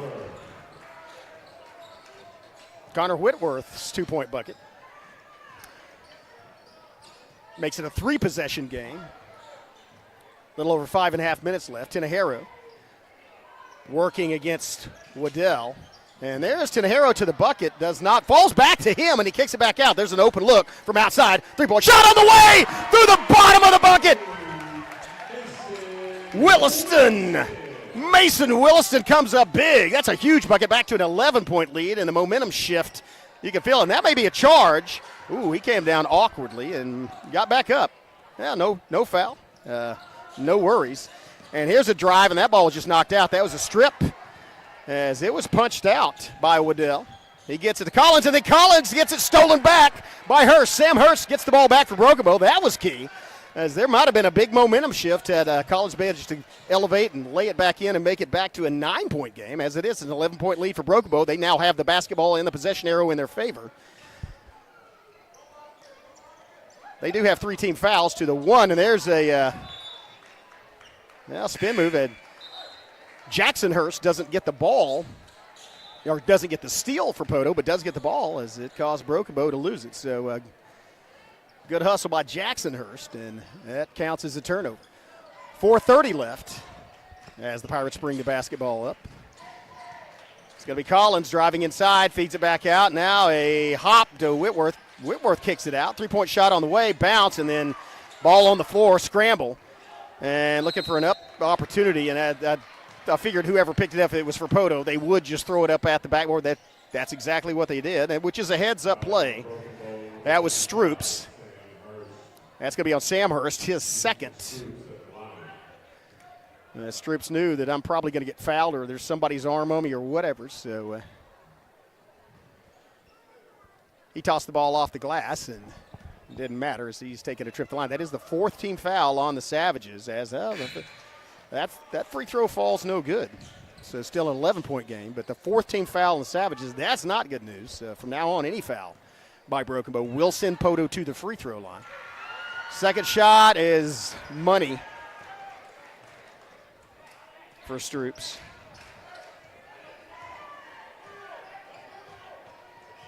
Stroops now with 25 points as Savages get it to Williston and then back to Tenejero. And with a 10-point lead and 4 minutes left, they're going to play some keep away. That's what's happening here. And may try to that was an errant pass picked off by Collins, and there's a floater, and then there's going to be a call against Broken Bow, and that's going to be, I think, on Tenejero. Not sure who was down there, but it is going to send Stroops. It is on Tenejero, his second. It does send Stroops back to the free throw line. Still really nobody in foul trouble for Broken Bow. Tenejero has 2, Hurst has 2, Baker and Brennan have 1, Howell has 1. That's it. And that one goes off the front of the rim. No good. And again, you can say that also for the Pirates. Whitworth has 2, Stroops has 2, Warren and Collins with 1. As that second one falls through. Back to a 3-possession game, 57-48. 3:45 left, and here's Howell, splits defenders, goes up, lays it off against the bucket, and the foul. Graydon Howell with what may turn out to be a 3-point play, just sees the ability to elevate. And somehow, I imagine inside his head it's almost like some kind of tactical computer that says calculating angles and how you can find a path through the 4 defenders, when you jump, how you float. And it's just all, I won't say it's instinctual because I'm sure that comes from hours and hours and hours and days of practice, but Graydon Howell sinks the free throw with a 3-point play, and he has extended it to a 12-point lead for Broken Bow. Timeout on the floor. We'll take one as well. Savages ahead by 12, 60-48. See you in 15.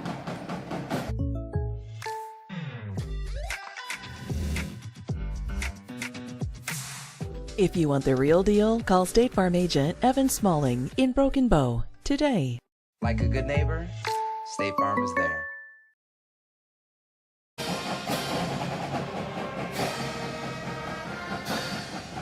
Welcome back.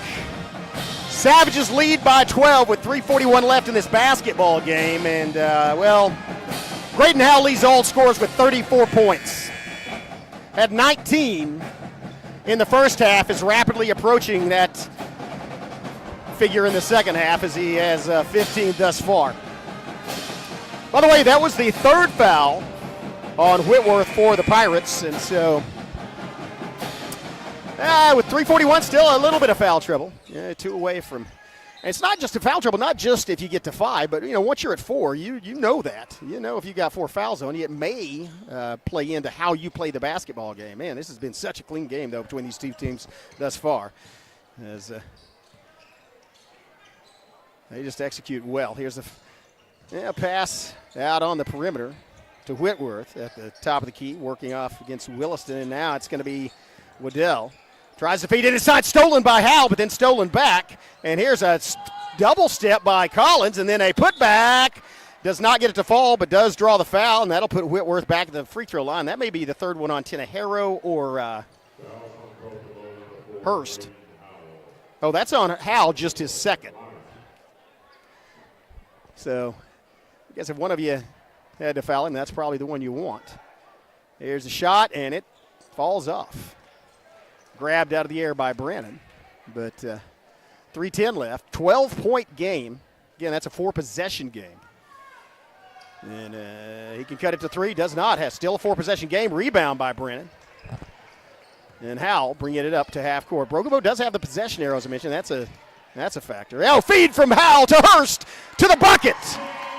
Sam Hurst, immediately upon receiving the basketball, elevated, laid it off the glass, and now it's a 14. The biggest lead of this game for Broken Bow, 14 points, 62-48. They fire inside Whitworth. He's double-teamed and almost stolen by Howell as he goes flying in to the crowd. And I think he actually might have hit his mom. I think that's who he wound up.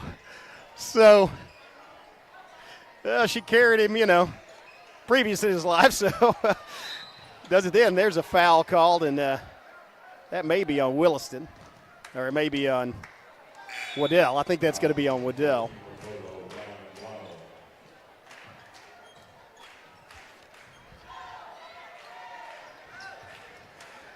Well, 2:26 and ticking. Savages with a commanding lead now, 14 points. That's a 5-possession game, possession arrow in their favor, and again, a great three-point shooting team in Poteau. But oh, what a great pass, a feed inside, turnaround by Brannon's good. Howell an assist, Brannon the points. A.J. Brannon coming up big. And there's a steal by Howell, moving toward the basket. He'll elevate, hard to the floor as he gets helped up. Good sportsmanship shown by Jackson Hurst. But that's going to send Howell to the free throw line with 2 minutes left. That was actually a foul on Stone. Just his first. Man, Stone's played a pretty clean game. He's been involved in the defensive effort from the start for Poteau. Just his first foul. 4th team foul. As his first shot, so smooth, 35 points for Graydon Howell. And Poteau now concedes that this one's out of reach. 2 minutes left. Savages up by 17, and opportunity to make it a 18-point game from the free throw line here for Graydon Howell. Man, he does. 36 points for Howell, 66 for Broken Bow, and timeout on the floor. We'll take one as well, have a word from our sponsors. We'll be back with the final minute 57 of this basketball game. You're watching the Broken Bow Savages on the Broken Bow Network. Aside from offering a fun, upbeat work environment, Choctaw Landing Associates also receive great benefits. Some even receive a $1,000 signing bonus. You can check out available positions at one of our hiring events or online. Find both at careers.choctawnation.com. Well, you see the band over there rocking it inside. And so much, I believe, in correct me, I think it's 27 consecutive Superior ratings at regional competition for the Savage Pride Marching Band. Just a maybe unprecedented legacy of excellence there for the Savage Pride Marching Band, and they just keep adding to it. Great to have them here. As three-point shot on the way from Poteau. It's over, and rebounds pulled down by Frazier. Full court pass is intercepted, and then a double pass is knocked out of the air by Frazier and into the I would say into the cheap seats, but into courtside, right there near midcourt. So into the good seats. Kind of where, again, aging myself, Nicholson used to sit during the Lakers games, and so a minute and a half They'll set the offense back up. Passing it back around. Opportunity to save it. Good effort by Perry, but couldn't get to it in time, and so will be inbounded by Broken Bow. Frazier moving down low and lays it in. Nice move. Corey Frazier right down the middle of the lane.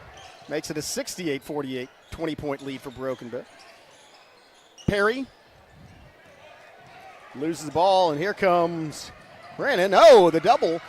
Doesn't get it to fall. Knocked loose. Stolen. Oh, great save, but winds up in the hands of Poteau.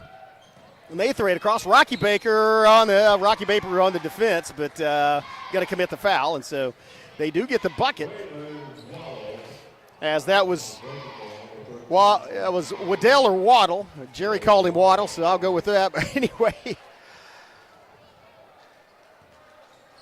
And that's number 12. That's going to be there are two Waddles. I think that's Wayland. But anyway, Wayland Waddle gets his team to the half-century mark. 50 points now for Poteau. 68 for the Savages as Broken Bow kicks it out. That was on Baker. By the way, Rocky Baker, his first. Move inside. Shot from the corner on the way. Hits the front of the rim. Rebound. Pull up in the end. Just knocks him down. But Baker for three. High rebound. Brought down by Waddle, and then he's stripped by Stover. Good quick hands by Bryce Stover to knock the ball loose, but did go off of his own foot, and so that will be inbounded by the Pirates. 23.9 seconds left. 22-21 ticking down. Probably the last possession for Poteau. And to be followed by last possession for Broken Bow. We'll see. Out to Waddle. Waddle pulls up, shoots it for three. That's going to be off the target. Yeah, it's a rebound inside. The putback is not good. Rebound Broken Bow. Baker pushing it up court, and that's going to do it. 3, 2, 1. Savages win going away. 68-50. Tight game during the first half, but 36-point performance by Graydon Howe leads Broken Bow to a 68-50 victory. Well, appreciate you watching these games online. We'll see you. Our next live stream will be a week from, is this the 23rd? A week from today, across the river at Idabel. We'll bring you that game live starting at 6:30. On behalf of Carissa Dirksen, our producer, and Miley Trent on camera, I'm Chris Chandler. Good night. See you next week. This Savage live stream is made possible through contributions from Bailey Lumber Company, The Broken Tiki, Kaimishi Family Medical Center, Evan Smalling State Farm Insurance, McCurtain County Propane, Choctaw Landing, and McCurtain County National Bank.